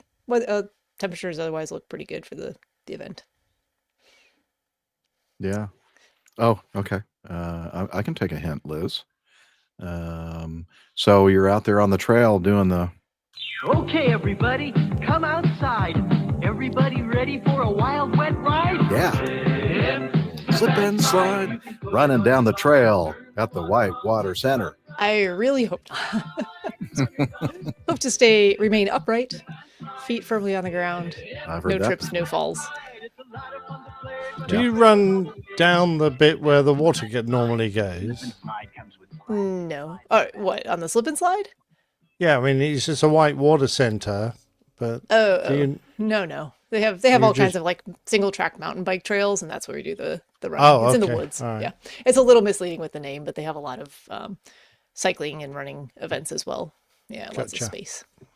Lots of wooded area. It's really nice. Well, good luck. Don't twist your ankle. Yeah. Hey, No, 5, I think. 5, I think. I don't 5. know. 5 weeks in a row. I'm gonna pat myself on the back and give myself some sort of award. You should. Yay. You should. Yeah. What have you been up to, sir? Captain Nick's done absolutely nothing. I am really supporting the household while my wife dives off doing all sorts of courses and visits. She was at the Royal Needlework exhibition today in one of the palaces in London. Oh. I'm trying to think which one it was. It was Fancy. Hampton Court, I think. So anyway, she's having great fun doing that, and I end up dog sitting a lot. But since I'm spending 20 hours a day building her Christmas present. Sorry, she doesn't listen to the show, so I'm safe in mentioning Nobody this. Now does. I'm assembling a photo book for her. Oh, lovely. The last one I did is many years old now, and so I've had to start at about 2007, and I've got up to 2009 now. And I do take an awful lot of pictures, so this is... Well, this one's only going to be 120 pages, but you can print Sounds like both you're going to sides. have to do multiple volumes going forward. Yeah, well, this Just is like the gonna be- RAF Form 414. That's exactly what it's going to be like. Yeah, it's a pictorial version. So that's been keeping me busy. Sorry, that's my dog flapping its ears. But perhaps I could, before I disappear, just mention the artwork from last. Yeah, well done, Liz. Yeah. So we had some interesting suggestions, like a pecker in the captain's lap. Which were all to do with the goose that took out the windshield of was it A320, something like that. It was a Boeing. It was a 7.3. Was sort it? of Max. I Yeah, can't imagine that. And also the bag that flew out of the cargo compartment in the nose of some Rip-off LET twatter. twatter lookalike. Rip-off twatter.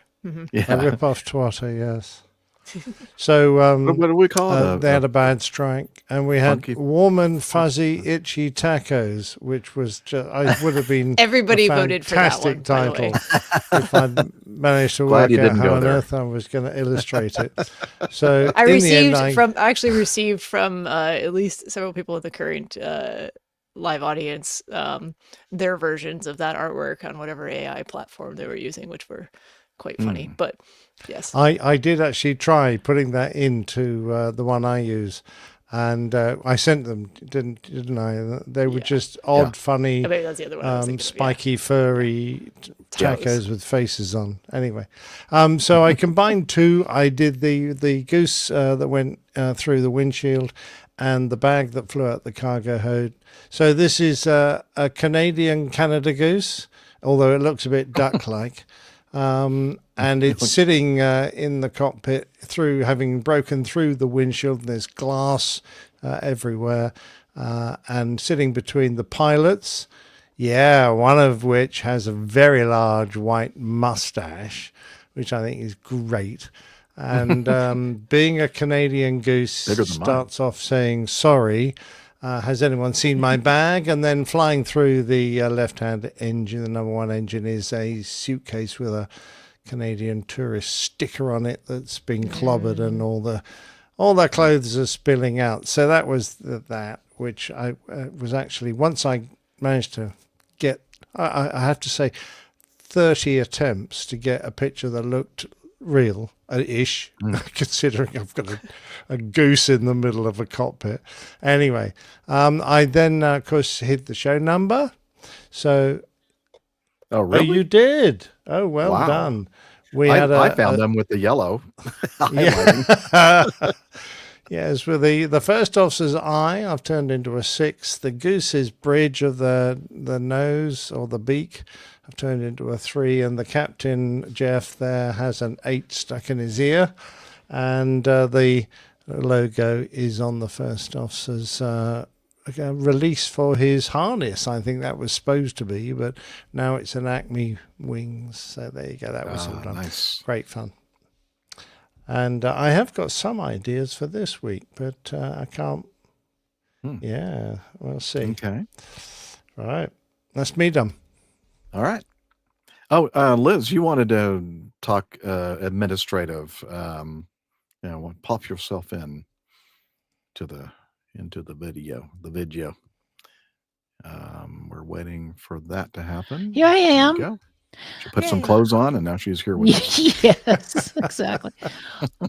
So we just love getting feedback from the community. That sort of makes us very happy, and we need some more. So feel free to send some in. But the absolute best way for you to send it is to the feedback@airlinepilotguy.com email address.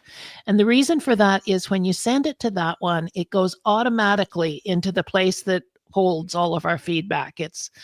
Jeff has automated it that way. So if you send it to Jeff personally or me personally or anybody else, it can kind of get lost in the shuffle, and I kind of almost lost one, but I did find it. But anyway, if you have something you want to send, video, audio, whatever you want to send, please send it to that email address. Thank you. Yeah. And also, we should add that sometimes you want to send us email as a group. And feedback@airlinepilotguy.com is a great address for that. But you may not actually want it to be covered on the show. And so perhaps you should put something in there like, hey, this is not for the show, but... Put it at the very top in big, bold print, because if you put it at the bottom, it might be read sight unseen first. What? No, that never happens, Steph. So like the NOTAMs, hypothetically, the NOTAMs of feedback. Envisioning a situation in which that might happen. Yeah, usually when I'm reading the feedback, I read the part. Don't say any of this on the show. Well, you see, iHall Boxes is saying something here that I think people think is true, but that's not true. It just sort of is a bit annoying when it comes to me, because then I have to do more work to get it where it belongs. So, but what did he say? He's saying if you send it to me with hugs and kisses, it skips the line.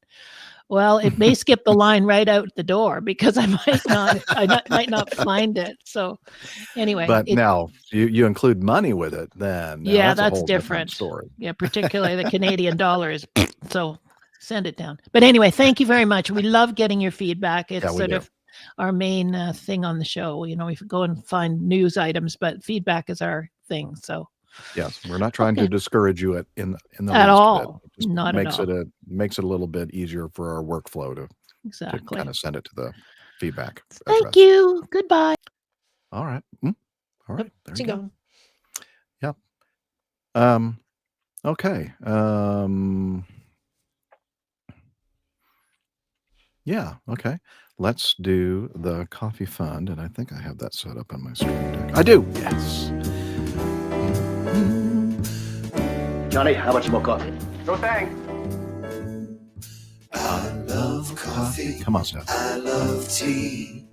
I love the APG community. Coffee and tea and the Java and me. A cup, a cup, a cup, a cup, a cup. Oh yeah, you're Liz singing along with me. A little behind, but I'll try to sync that up in post. The Coffee Fund. It's your way, dear listener, to support the show financially if you have the financial resources to do so. And only if you think we deserve it.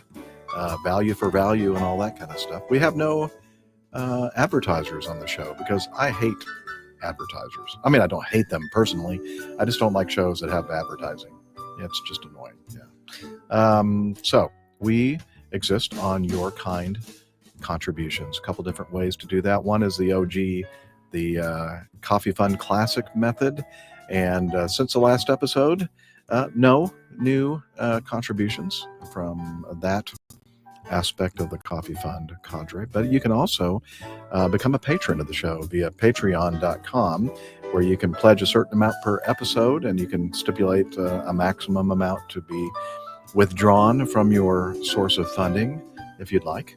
But anyway, all those methods, all two of them, are explained on our website, airlinepilotguide.com/coffee. You'll be glad you did. We will too. Oh, that's right. I did. Okay. I can,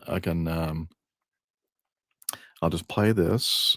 No, I'll put the bed in the music bed in post, and I'll say, oh, wait a minute.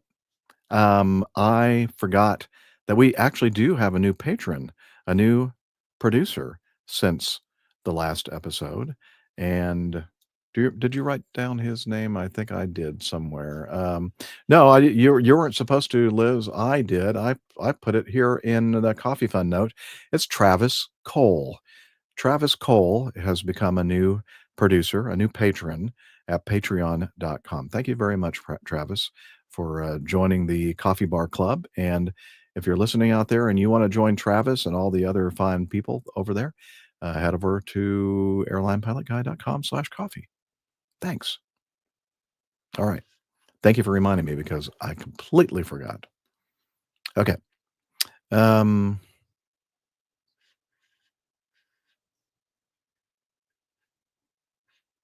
Okay. Now, will the video explain everything? Okay.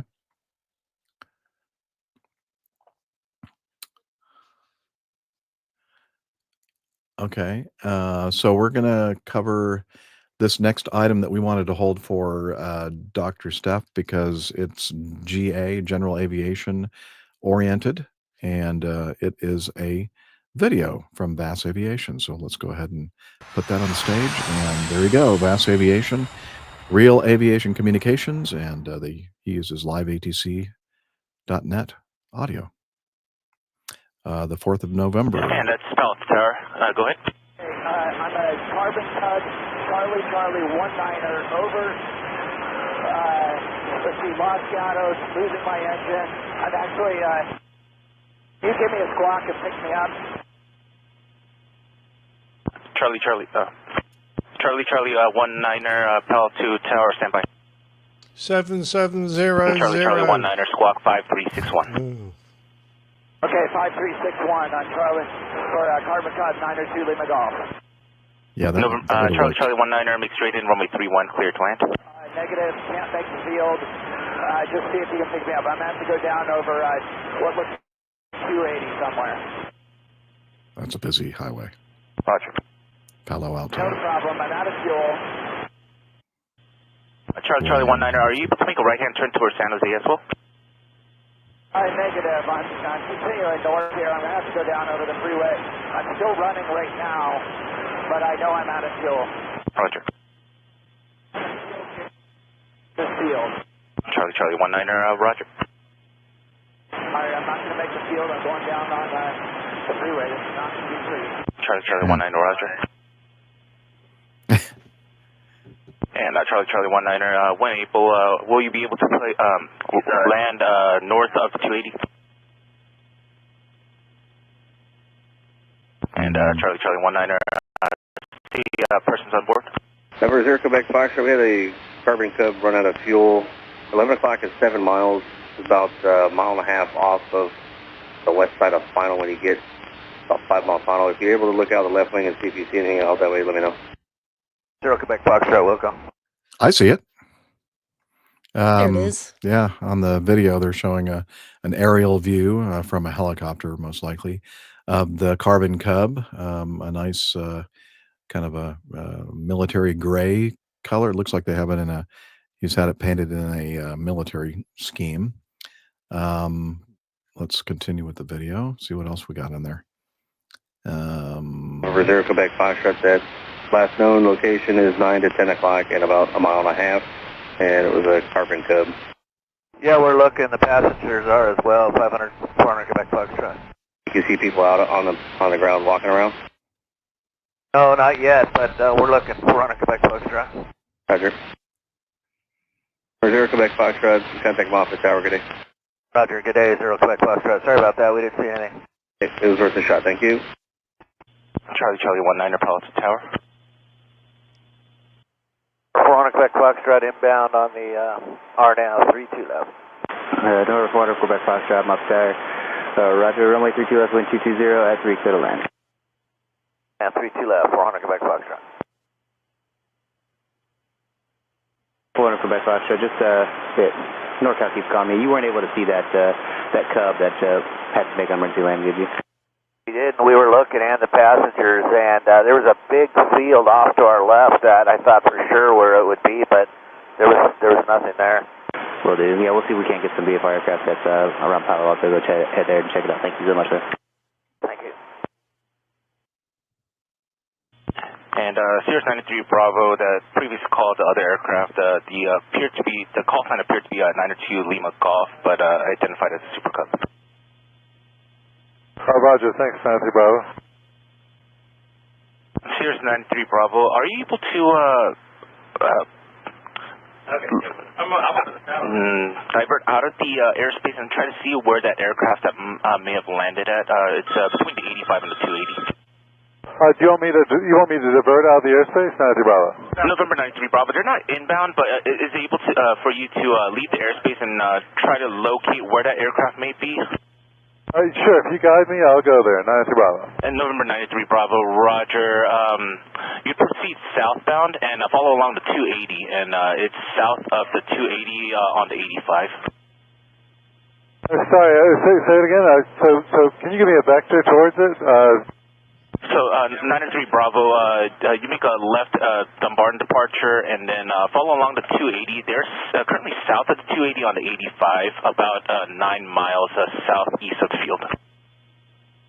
Okay, I'll start heading that direction and let you know what I find, 93 Bravo. I have no idea what you said. Help.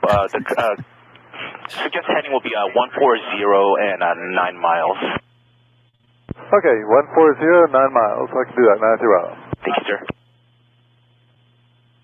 And November 93 Bravo, this is voluntary, but thank you for your help. Are you able to assist us with this situation? Affirmative. Yeah, just keep me out of trouble with the airspace, 93 Bravo. November 93 Bravo, you can contact Moffett Tower. They'll be able to assist you a little bit better at 119.55. And once again, thank you for your help this morning. You're welcome. 119. What was that, 93 Bravo? It'll be 1955. 1955. Thanks, 93 Bravo. Moffett Tower, Sirius November 903 Bravo. I've been asked to assist with a situation with an aircraft on the ground, and I'm in your airspace. If you could give me some guidance on what you want me to look for. 93 Bravo. Roger, sir. Looks like I see the tag, Moffett Tower, Moffett altimeter 3018, and then I see at or below 1,500, sir. It looks like where I see the tag is if you head towards the 280, it looks like they're about 1 mile, a mile and a half south of where the 280 and the 85 intersect. Okay, we'll be looking 93 Bravo. What'd you say? So California. I'm familiar with those intersections. I see a road on my map that I think is 82. But if you can tell us when we're close, and we'll circle and look 93 Bravo. If you continue straight ahead, sir, the highway that's going to be passing basically from south to north to you is going to be the 85. And then once you intersect that highway, sir, just make a slight right-hand turn, follow it straight, like south-ish. Probably I can't give you a heading, but you'll see that. You should see the highway right in front of you. And then the tag right there is just about a mile and a half south of where that highway intersects the 280. Okay, Moffett Tower, this is 93 Bravo. I think we see 280 straight ahead, and we see a highway to our right. So should we take the right turn here?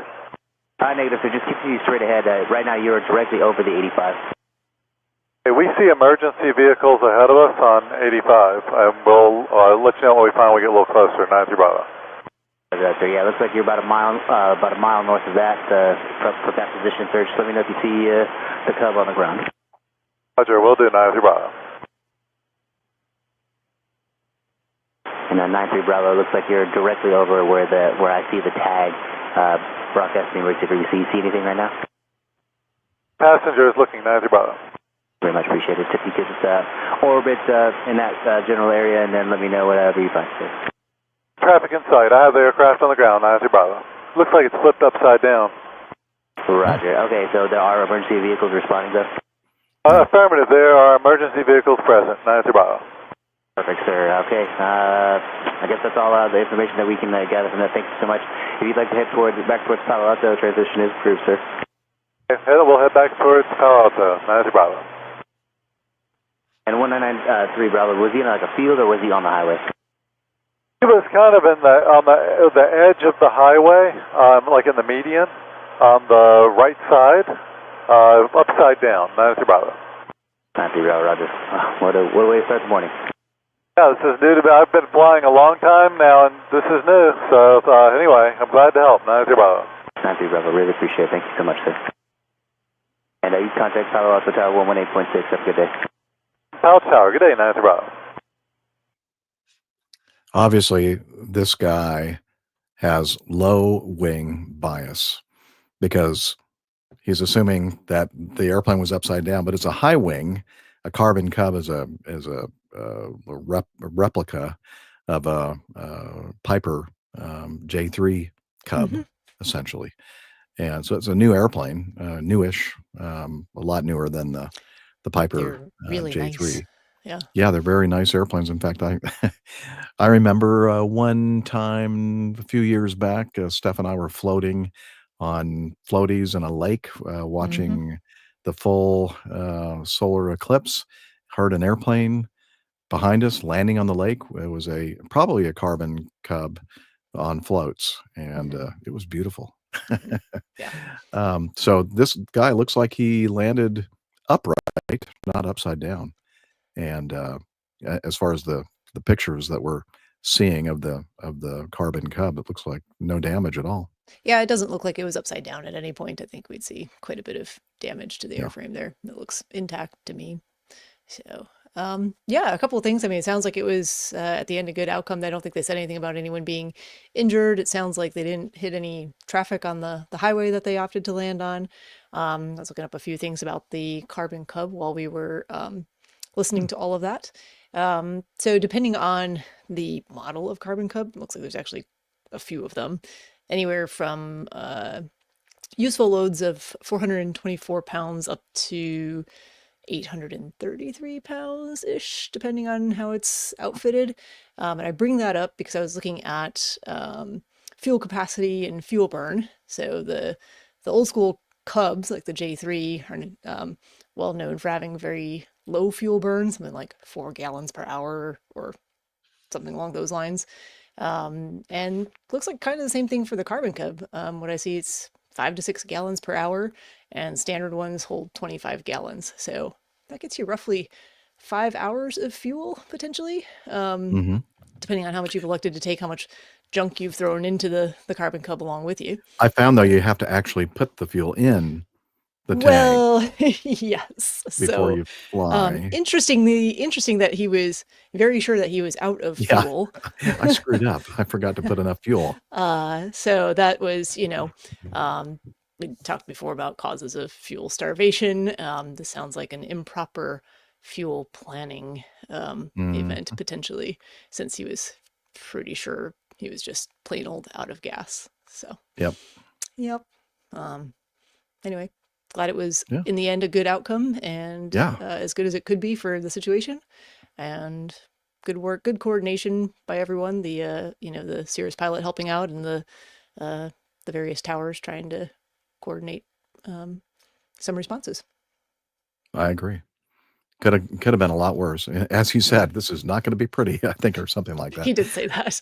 Oh, and I just said, I talked over it a little bit. I said it's so California because it's a very California thing for people to refer to numbered highways as like the 85 and the 280. That doesn't really happen anywhere else in this country. It's usually Well, I'm going to take the 77. 400 down I'll to take the the 405 285. down to the 5 and then the 15 up to the 2. Yeah, that's I that's grew very up in a California. neighborhood which is at the intersection of the 405 and the 605. And it's always the. Anyway. Absolutely. There Yeah, are these busy are like highways in Northern busy highways, California. interstates, right? And it sounds Yeah. like it was morning, probably rush hour time. Who knows? I mean, highways are busy all the time in California. I'm not sure that there's a Yeah. unless it's like midnight. Did somebody say feedback?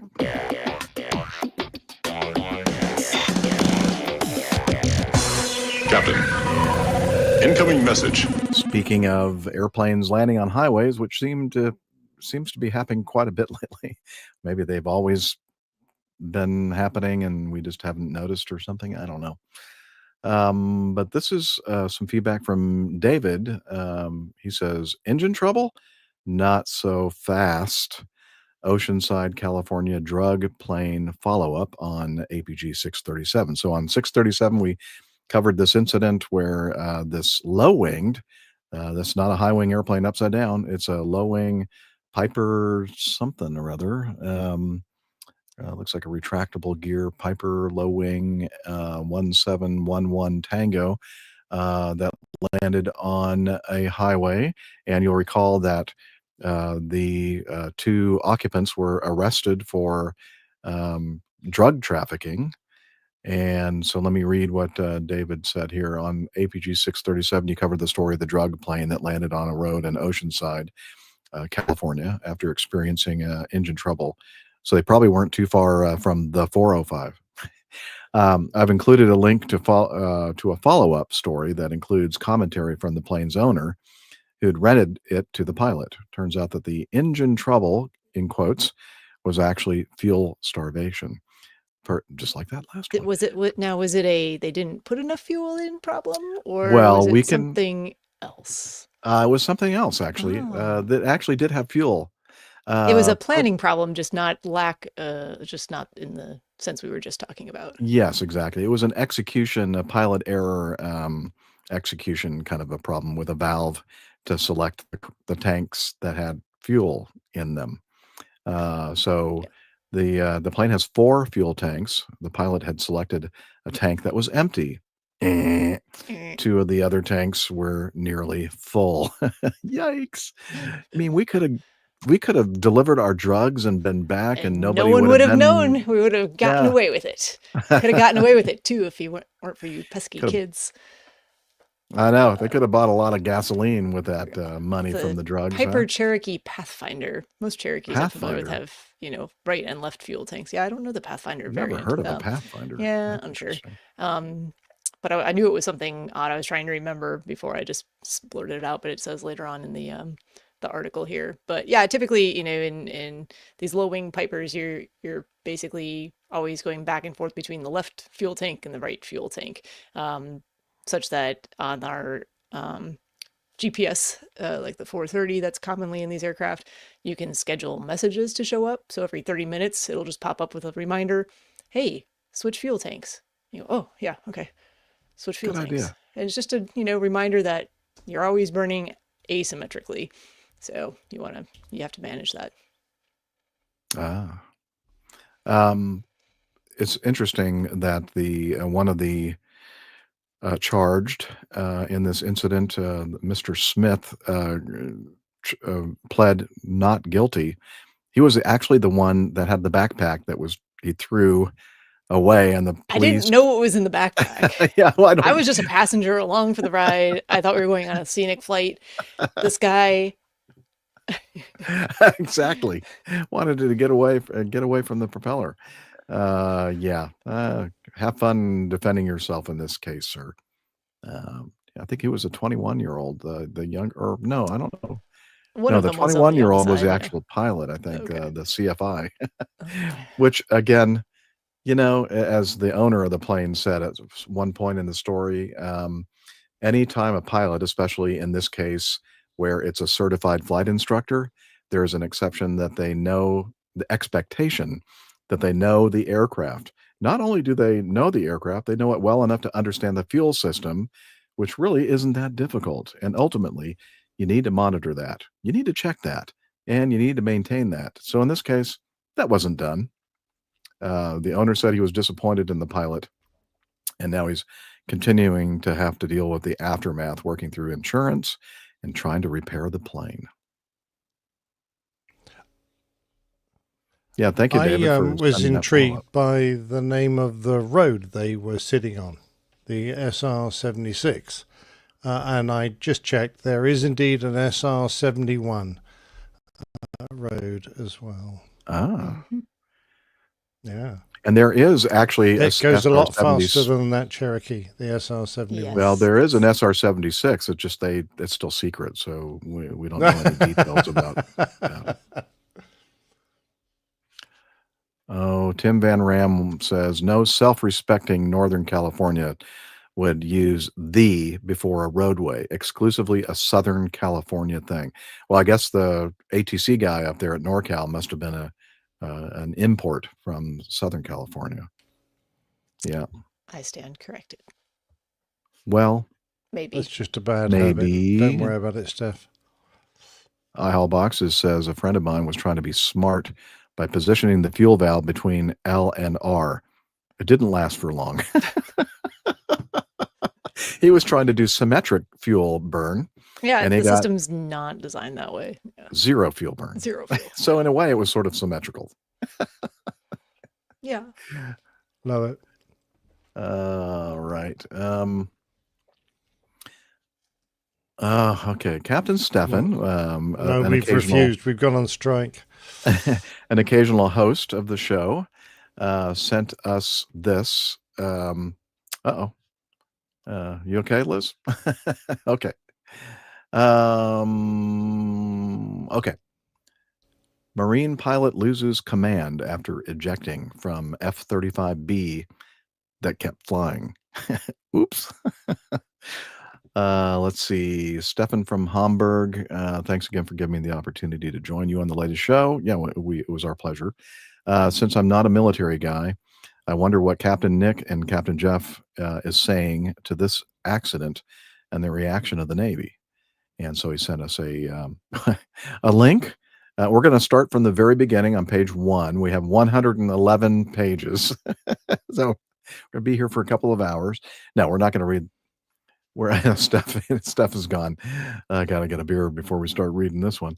So I'm going to scroll all the way down past the military incident report or accident report, accident investigation. And now I wish that I hadn't selected all pages because this is taking forever. Thanks, Stefan, for sending that long report. Okay. A pilot who ejected from a malfunctioning F-35B in heavy rain over South Carolina last year, which kept flying on autopilot for 64 nautical miles before crashing, was fired from his command of a prestigious squadron as a result of the mishap. Colonel Charles Trey. I'm sorry, let me adjust my progressive lensed glasses here. I'll tilt my head up. Colonel Charles Trey Del Pizzo, 49. He's in the picture shown on the video. Confirmed to Marine Corps Times, he was the pilot who ejected from the F-35B over Charleston, South Carolina on September 17th, 2023, and parachuted into a resident's backyard. I think I remember the story. I don't know if we covered it. Did we talk about it on the show? Okay. Yeah, because it was like, okay, the guy ejected, but they can't find the F-35, and like, how? Yeah, there's a picture of the military folks searching in a field to try to find evidence of the disappeared F-35. So let's see. In a written statement, Del Pizzo said Commandant of the Marine Corps, General Eric Smith, ordered him to be fired from command of Marine Test and Evaluation Squadron 1 after reviewing the report on the crash investigation. So what was the problem? Well, as Del Pizzo was attempting to land through rain at Joint Base Charleston, South Carolina, the standby flight display and backup communication system remained basically functional, but I guess he was having some issues with the F-35, very fancy avionics, and a lot of the stuff, the primary avionics and stuff, are like located in your helmet, and you're looking at stuff through the helmet visor, and apparently some of that was malfunctioning and kind of going in and out, and he even though the standby flight display and backup communication system remained basically functional, he determined, and they talk about this in the report, that the definition of what an airplane out of control is, as far as an F-35B is concerned, is quite broad, the definition, and based on that quite broad definition, Colonel Del Pizzo considered the aircraft out of control, and so he elected to eject. And let's see, despite the investigation finding that he followed the proper procedures and was not derelict in his duties, investigators concluded that Del Pizzo could have continued flying the jet, and his decision to eject was a mistake. So the investigation concluded that the mishap resulted from pilot error, because he incorrectly diagnosed an out-of-control flight emergency and ejected from a flyable aircraft, although under extreme, challenging cognitive and flight conditions, the report said. So, so I guess his commander or somebody up the chain said, I know we let you assume command of the Yuma, Arizona-based squadron known as VMX-1, which I guess is, as they say in the article, pretty prestigious post and squadron. Now that we've read the report and see what you actually did, I don't think it's a good idea for you to be in command and have the trust and confidence of his ability to execute the responsibilities of his command. So Colonel John Dirk took over the squadron on that same day. So I don't know. What do you think, Captain Nick, of this situation? Interesting. It's a difficult one because I don't have enough technical knowledge to really assess exactly what the guy had left. But I understand these were transitional problems, so he had an electrical fault, and it was hard to diagnose, and he was in foul weather, and you know, he had a lot of justification for abandoning the aircraft, but not enough possibly to satisfy his commanders.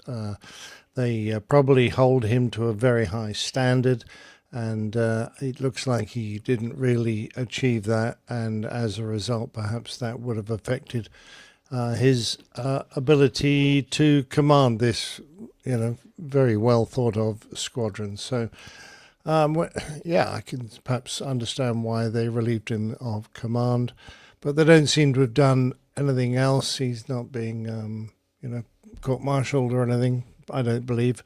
So that'll be that. It's sad to lose an aircraft, but I suspect they thought he had the ability to bring this aircraft back, and were a bit surprised that he didn't. So I see the problem. Very actually, difficult. Yeah. I see the problem. He attended and graduated from Auburn University. Oh, not them again. Oh, Lord. The ones with the He was not on the basketball team. Basketball players. Well, he was in the university reserve. He was in the Reserve Officer Training Corps program for in the reserves for 3.5 years while attending college, and earned his commission as an officer in 1997 after graduating Auburn. And but despite that, over the next 25 years, he became an experienced combat pilot with more than 2,800 hours in the cockpit, 32 hours of which were in the F-35B. He has deployed 6 times over his career, including deployments to support the Iraq and Afghanistan wars and Operation Inherent Resolve against the Islamic State. So he's got a, quite a good record. But I guess. How many hours on the F-35? Well, I'm not sure exactly how many he had on the Okay. 32. But you Only see, that's 32 not hours. a lot, is it? That's No. not a lot. I know they do a lot of simulator time, but that's not a lot of time. And so, that sort of goes in his favor.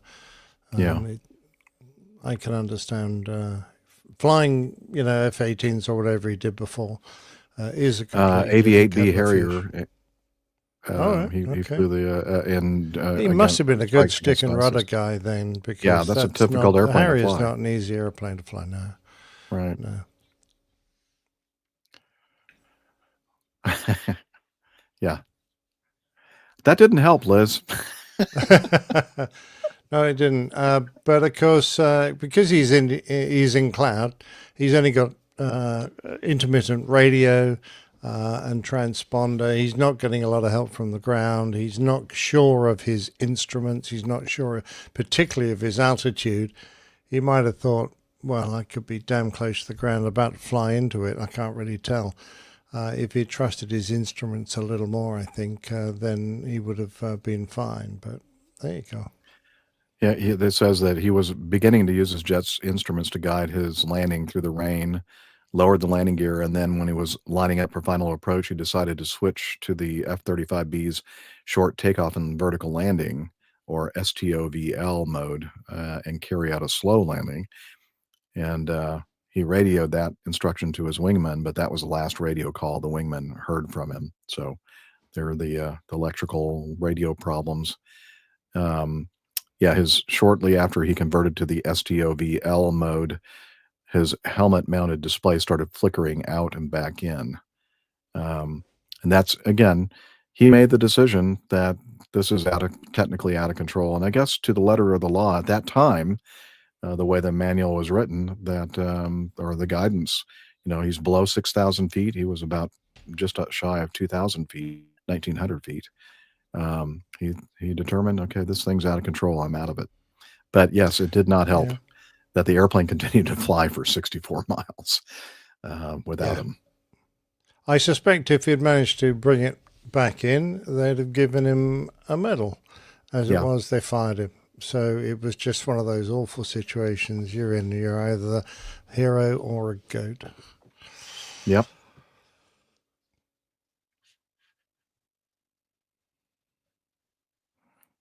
Yes, if you are having trouble sleeping at night, we do have the 111-page report to peruse. Oh, you said either a hero or a goat. I mean, greatest of all time? Isn't that kind of the same thing? No, I was thinking more of the Charlie Brown, or a goat, like an actual animal. An actual goat. Yeah. Well, wasn't that was? I mean, he that's what Susie kept saying to him when he was going to kick the ball. You could kick this and be a hero, or you could be a goat. And as he tried to kick it, she always whipped it away. Okay. Lucy, that's right. Yeah. Okay. I'd not heard that phrase. Sorry. Okay. Sam Dawson again. Again, we need to do something to tighten up our feedback filters. Apparently. All right. Let's see. From Sam, NTSB uncovers critical mistakes that led American Airlines regional jet to land on the wrong runway at Chicago O'Hare. And this is from View from the Wing. And let's see, the NTSB issued a report detailing a serious incident last month at Chicago O'Hare where an Embraer 170 mistakenly landed on the wrong runway on September 25th, 2024, so a couple months ago. American Airlines wholly owned regional carrier Envoy Air was operating Flight 3936 from Norfolk to Chicago O'Hare and touched down on a parallel runway different from its assigned path. The aircraft, with 68 passengers and crew members on board, landed on runway 10 left instead of the designated runway 10 center. The incident unfolded amid a sequence of changing runway assignments for the crew. Initially, based on the weather conditions, the pilots planned to land on runway 27 right. Air traffic control later informed them to expect 9 left. Then obviously the wind shifted and they turned the airport around, as we like to say. So they switched landing and taking off to the west to landing and taking off to the east. Then they were later shifted to 10 right before being ultimately assigned to runway 10 center as they approached O'Hare. Chicago O'Hare has 8 runways, and we're showing an overhead view of all the runways at O'Hare. There are a bunch of them. Most of them parallel east-west runways, and then some diagonal ones as well. Crazy place. So getting back to the article,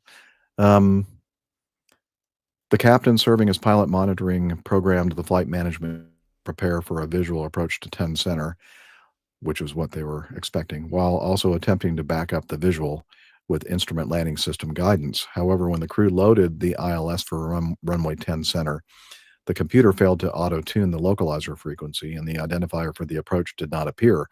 This prompted the captain to reload the approach and manually input the ILS frequency, but the issue persisted. ATC directed Flight 3936 to turn onto a 060 heading to align with the localizer for runway 10 center. During the communication, the crew initially read back the incorrect heading of 090, but this was promptly corrected by the approach controller. The pilots were then instructed to maintain a speed of 170 knots and to contact the O'Hare Tower controller once they reached the Ray waypoint.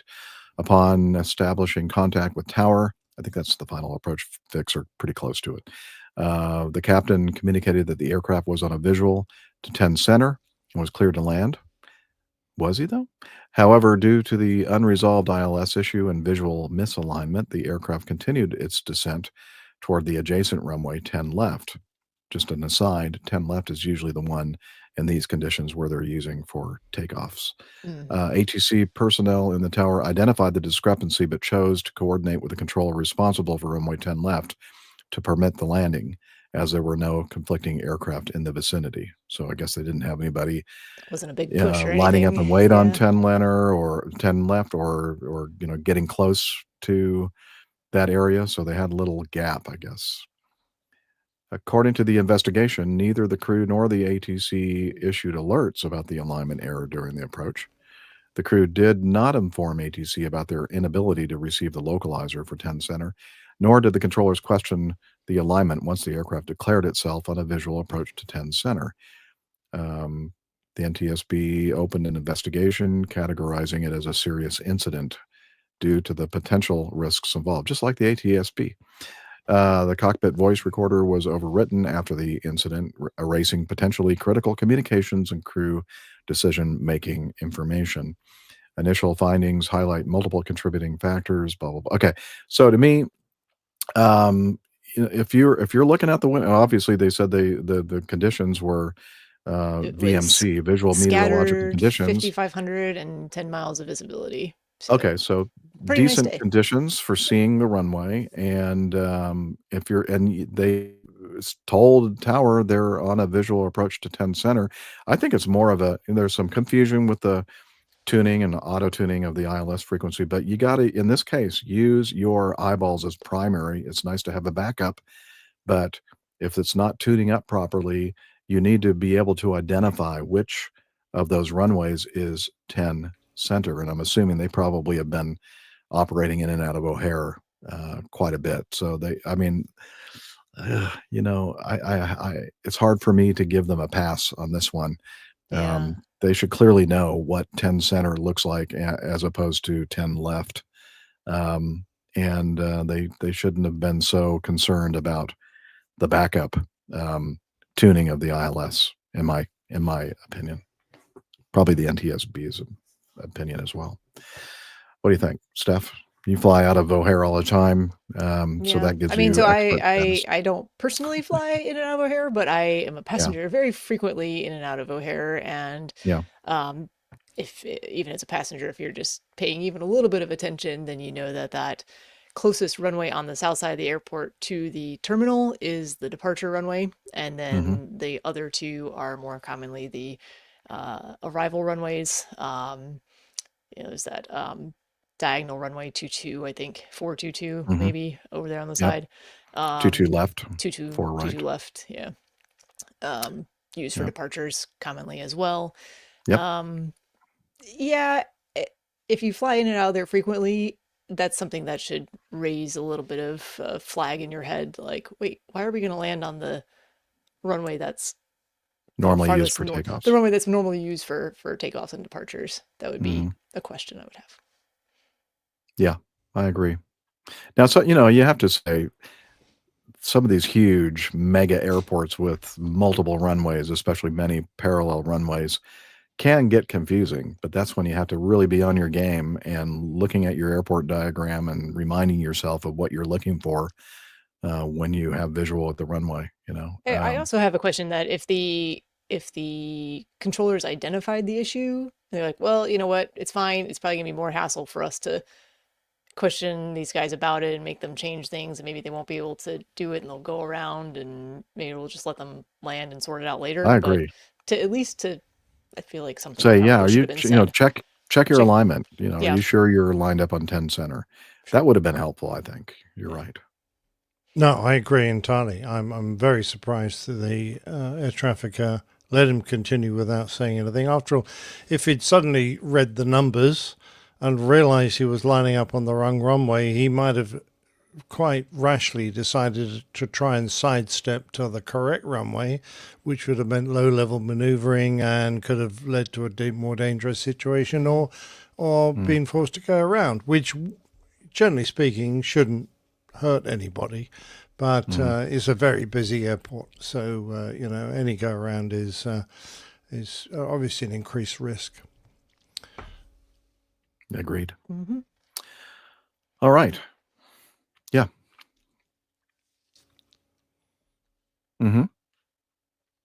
Okay. Yeah. How much time do we have left in the 2.5 hours? Okay. Let's do Ahmed's feedback, and then maybe we can end it with a funny, the one from Robert Tucker. Just kidding, Robert. We know your last name's not Tucker. Okay. I know. In fact, let's see. Should I read what he said first? Let's see. Hello, APG. Okay, this is from Ahmed Dan Hamadou in Nigeria. Hello, APG crew, and he's been a long time listener and supporter of our show. Yeah, he has. Hello, APG crew. Happy New Year. Right. Yes. Wait a minute. It's November. Happy New Year. He's telling us. He's either exceptionally early or very, very, very late. I think it's kind of late. It's been that long, huh? Just wanted to check in with you guys after such a long time. I've been through a heck of a lot. Heck, I'm still going through a heck of a lot since my wife passed away last year. But not to worry. I'm slowly pulling through thanks to help from my 3 siblings and our gracefully aging mom, who has been staying with me since. All that, plus the great APG show, really helps get me by, even though I'm so extremely busy with Operation Survival, since the economy is still a real mess. Yeah, that's got to be. Sorry. Anyway, thankfully, because the Almighty God is always in charge, we will all get through the rough weather, prevailing hardships. Here's wishing you guys the best always. Cheers. He said, please, P.S., please pardon the somewhat muffled audio quality of the attached video. I used a mic equipped that's not meant for my Samsung Galaxy Note 10 Plus phone. So he's already warning us that it may not be the clearest feedback. So here we go. Wait a minute. I got to load it up because, as you said, it's a video. And here we go. Probably the one that says Ahmad. Open. And add to stage. Here we go. Hello APGers. It's Ahmad Khan Hamidi from Abuja, Nigeria. And I just want to let you guys know that I'm still alive. I'm still with you guys, but far behind. Still far behind. And I just want to share this little video with you of my APG bookmark lab, showing how far behind I still am. The life's not been too friendly on my side, but I'm pulling through.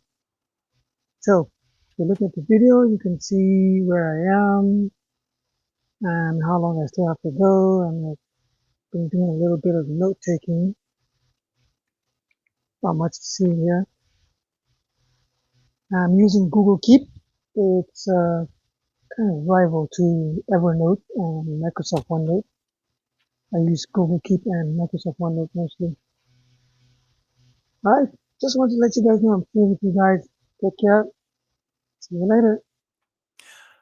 Thanks so much, Ahmad. And did I was gonna do something. Hello APGers. Okay.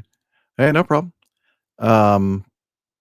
Because we normally get them off the stage, so you were just doing what we normally do, Liz. So no problem. I just wanted to point out that this Google Keep that he was telling us about has a list of all the episodes that he's listened to. Looks like he's listening now to episode 450, and we're on 639. So it's still a couple hundred episodes behind. But I love the notes he has here. Notable episodes. Like APG is not sure which one's second album art switched to third album art or design featuring a gray-haired Jeff Nielsen avatar, other than the brown-haired version. And the brown-haired version's still out there in various places, but I'm just too lazy to find them all and squash them. And in my mind, I'm still brown-haired.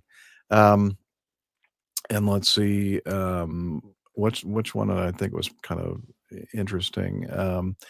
Episode 313. This episode features the second theme jingle for APG and the karaoke non-ink spots version of Java Jive for the Coffee Fund segment. Yeah, so anyway, so it's got a lot of great notes like that. That was kind of fun just reading through some of these notes. It's like a little Cliff Notes time capsule of the show. Yeah. Oh, let's see. APG 272, unveiling of the new APG theme song during the Wings Over Pittsburgh 2017 meetup. And in fact, wow. Yeah. Is it coincidence? I'm using actually wearing, yeah, you can take it off. Take it APG over Pittsburgh Acme Airlines logo shirt 2017, which I printed up for the participants in that great meetup. That was a long time ago, and it was a lot of fun. Anyway, so thank you, Ahmad, for I know he has been through so much, and we are so happy that you're still listening. We're happy that we're able to give you some entertainment and distraction, from all the horrible things that are happening to you. Yeah, a lot of children, and gosh, Ahmad, we hope the best for you, and hope God shines His face on you, and helps you through this mortal life. Okay, well said, Jeff. Well said. Agree. Thank you. Which is kind of unusual for me. Let's see. That's why they're so astonished. Last one also is going to have a video associated. Now, it might be hard to understand exactly because, again, the sound source is not the best. I'll do my best to clean it up in post. But what you're listening to, you have to picture in your mind, if you're not going to actually go to the show notes and view this video link. This, I guess it's a lady. I don't know. Sometimes I'm thinking that it looks like maybe a guy. Oh, it's a lady. Okay. An older woman that has obviously this amazingly crazy, extravagant, over the top hairdo, like big hair, I guess you'd call that, right? Like big hair from Texas, bouffant, yeah. And she has a unique way of expressing herself, and apparently she does like question and answers. And somebody sent her in a question. Her name's Valerie, and I guess what she does here is ask Valerie. So here we go. Y'all ready? Ready. Hi, y'all. It's Valerie. I have another question. KK Dot lives dot loud. She asked me, or he asked me, or them asked me. I don't know who's asking. I hope you live loud, though. Give me your biggest cabin crew scandal. Well, listen, I don't fly into LaGuardia. I don't want to fly to LaGuardia. It's a domestic airport. I'm international. But anyway, I heard, because Sully that landed on the Hudson, the pilot, the miracle on the Hudson. Well, he called me, and I said to him, I've known him for many, many years. And I asked him, I said, why'd you land on the Hudson? And he said to me, Valerie, I didn't want to go back to LaGuardia. You heard it here. Scandalous. So Valerie actually may be an American Airlines flight attendant still currently. It sounded almost as if she was on an airplane. I mean, the background noise, but I don't know, maybe not. But she's saying that she knows Scully, has known him for many years, and Scully was an American Sully, I'm sorry, not Scully. Scully was the baseball guy. Sorry. Sully was an American Airlines U.S. Airways. captain. Oh, shoot. I guess, should I re-record all this? No, it's fine. Totally fine. Just point of order. Just trying to keep us 50%. Well, I guess now they are American Airlines. It's all the same like lineage going back. So I was trying don't worry. So I'm thinking that's maybe her connection. Maybe she was U.S. Airways as well before because she's wearing a uniform in this video and has a little logo that looks like the modern American Airlines logo, doesn't it? Or maybe it's just coincidental. Well, because U.S. Airways does not exist anymore. It merged and became part of American Airlines. So basically, I'm an old man. I don't know what I'm talking about, but I thought it was fun. Join the club.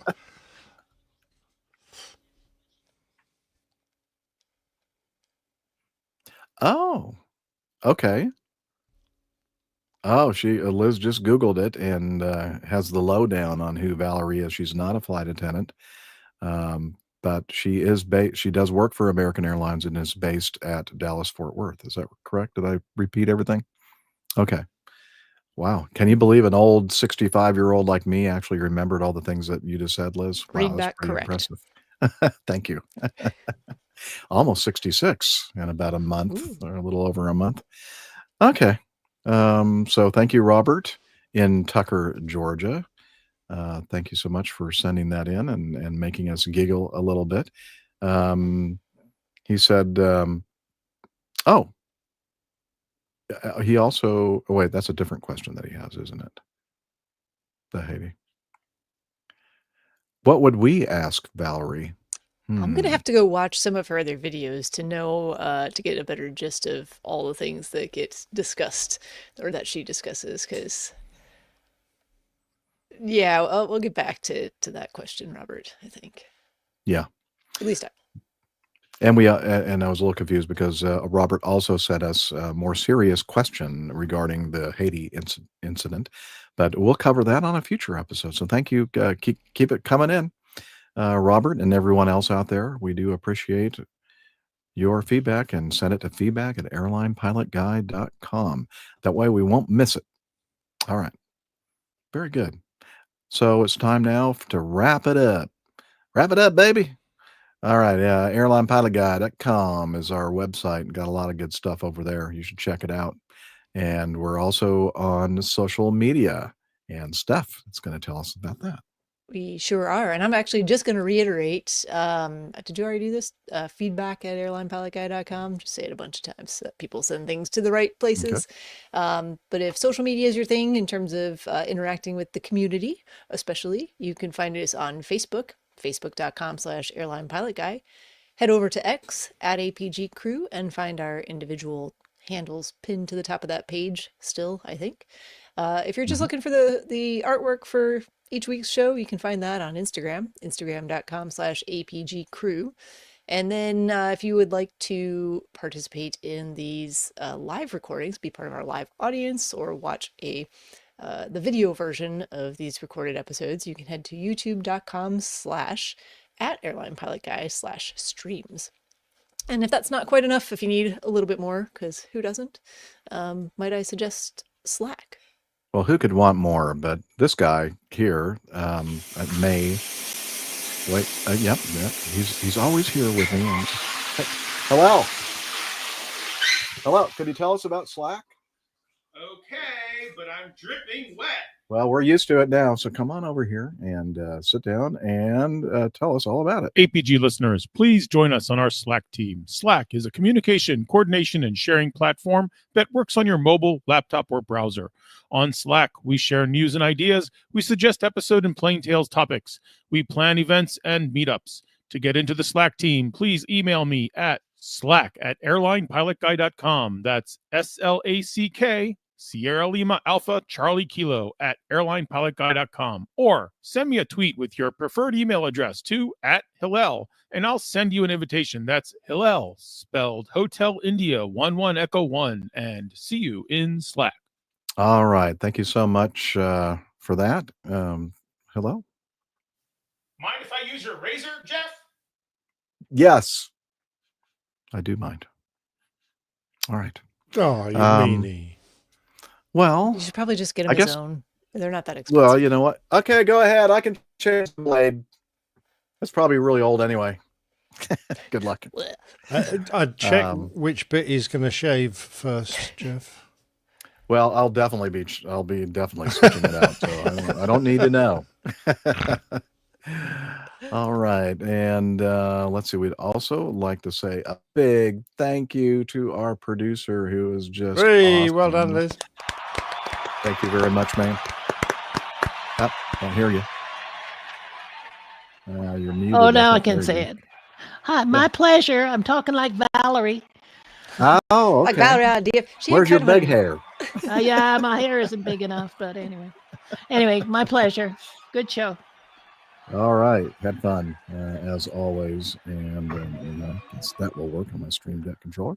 And thanks to everybody listening, as always, and especially our crew in the live chat. It's always a pleasure to see y'all there and hear from you. And anything else we should say before we sign off? No? All right. Wishing you clear skies, unlimited visibility, and tailwinds. Take care and God bless. Cheers, y'all. Bye, everybody. See you next time. See you next time. See you next time. See y'all next time. Neil says he has a question for Valerie. This made me laugh so much, Neil. Is you banned from going near an ILS antenna? Yeah, it might be. And he also says he misses our old songs sometimes. Aw. Oh. Maybe you could do a retro show Yeah, one time. do a retro. Yeah, that might be fun. You can wear a brown-haired wig. Get some just was it just for men? The mustache like dye. Yeah. Exactly. I could do At-home that. kit. Yeah. And then how long would that take to Grow out. wear off? You have to shave it off. People look at me and go, like, what are you doing, man? Oh, Zeta What got are a you treat. doing, old man? Zeta, oh, look at that girl. What's she licking out? Yogurt? Peanuts. Oh, peanuts. Salty. Yep. She's a beautiful girl. Taco got a bath So last night. oh, nice. Yes, I saw your thing on Facebook. Have you got a title possibly there, Nick? Do you want to hear what I've got? Let me see. I've got Total Aircraft Totaled. Yeah, that's a good one. An antenna disarray. That's good. And I'm putting warts into things. Okay, and I've got hot-footed hamsters because we were talking about the hamsters. Hot-footed hamsters. Mm-hmm. Love it. And the other one was, I don't know why they decided to fly. Remember you were talking about, which one was that? The batik one? Why did they decide to fly even? I don't know. Can't remember what that one was. And then we had our slip and slide again, of course. We had our wild ride. This won't be pretty. This won't be pretty. The guy landing on the highway. Yeah. Won't be pretty. This won't be pretty. Yes. What would Nick have said in that instance there, Jeff? Something like that. You know that clip that you just saved recently? Yeah, the one recent that I don't have downloaded on this setup. Okay. Was it an expletive? No. Oh my God. Oh my God. Oh my God. Oh, it's Nick. The other Nick. He's just arrived. Just in time. Oh, there good timing, he man. is. Hey, man. How goes it? Hi, Nick. You're still alive. I did not make it. Oh, well. Yes, you did. Well, you made the after show. Just poking This and counts. This counts as an attending. I'm sorry, what was that? This counts as an attendance. Oh, yeah. I was racing home. I put the show on my phone as soon as I left, and I was racing home listening to Jeff eloquently try to explain U.S. Air versus American Airlines. And you didn't fall asleep? Sarcasm, right? Yeah. How are you doing? It's a little busy. I'm a little busy. Yeah. Where are you? I'm in North Texas. North Texas. Okay. Right next to the Red River. Red River. Red River. Yeah. Yeah. How's it going? I like to hear myself echoing in the background. It's a nice echo this time. Is it? Yeah, because Hello. I have nothing set up. Hello. Yeah. How did your wind tunnel go? That went pretty well. Good. That went fairly smoothly, and then this week went fairly smoothly. So other than wrapping up late, we just got done. So I'm heading home tomorrow. Oh, good. Good. Be good to be It'll home. good to get home. Yeah. Well, here we go. Okay. Let me do something here quickly. doing something quickly. Okay.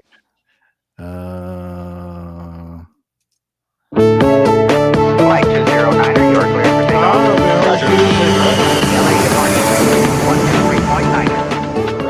I like that one too. I like it. Also, recently rewatched Airplane. It just never gets old, like ever. And I actually used some of the audio from the Airplane movie. Oh, I know. I recognize it immediately. I think I just saw this week that the air traffic controller guy from Airplane just passed away. Like the actor no. the actor that played, the guy that Which one? unplugged the What's his plug. name? Oh, Johnny. No, he died a long time ago. Really? Johnny? Oh, Yeah, his name is Steven Stucker, and he died quite a number of years ago, actually quite young. Somebody passed away. what about the guy that actually was the air traffic controller? What was his name? He's a famous Well, actor. there was Robert Stat. No, he was the pilot. He was the pilot. And then Lloyd Bridges was. Lloyd Bridges, yeah. Lloyd Bridges. Maybe was it him? No, he passed no, away. he's gone a long time ago. Yeah. Anyway, Sure. I guess I was confused. That's okay. I do like that. I do too. I do. Well, thanks for Yeah. trying to make it, Nick. Anyway, we appreciate it. Yeah, You sorry look a about bit that. pale, Nick. Have you seen the sun? The lights aren't great. The lights aren't great here. And oddly, I'm not in the dark, but see, this is the difference between when I'm very backlit and when I'm not. Right. Yeah. My lighting It here looks is good. actually decent. That looks a lot better, Steph. Yeah, I need you like do. a blackout curtain for the window back there. Yeah, the lighting is much better. Well, it's after midnight, Captain Anderson. I guess you want to All right. head off. Go to bed. So Let's see it now. is. How are we doing with the recordings? We're still Just check. we're still on the stream. Never mind. Oh, yeah. Let's end the stream. Yeah. Bye, everybody in the Oh, chat. yeah. Bye, everybody. Thank you. Thanks. Adios. See you next time. Bye.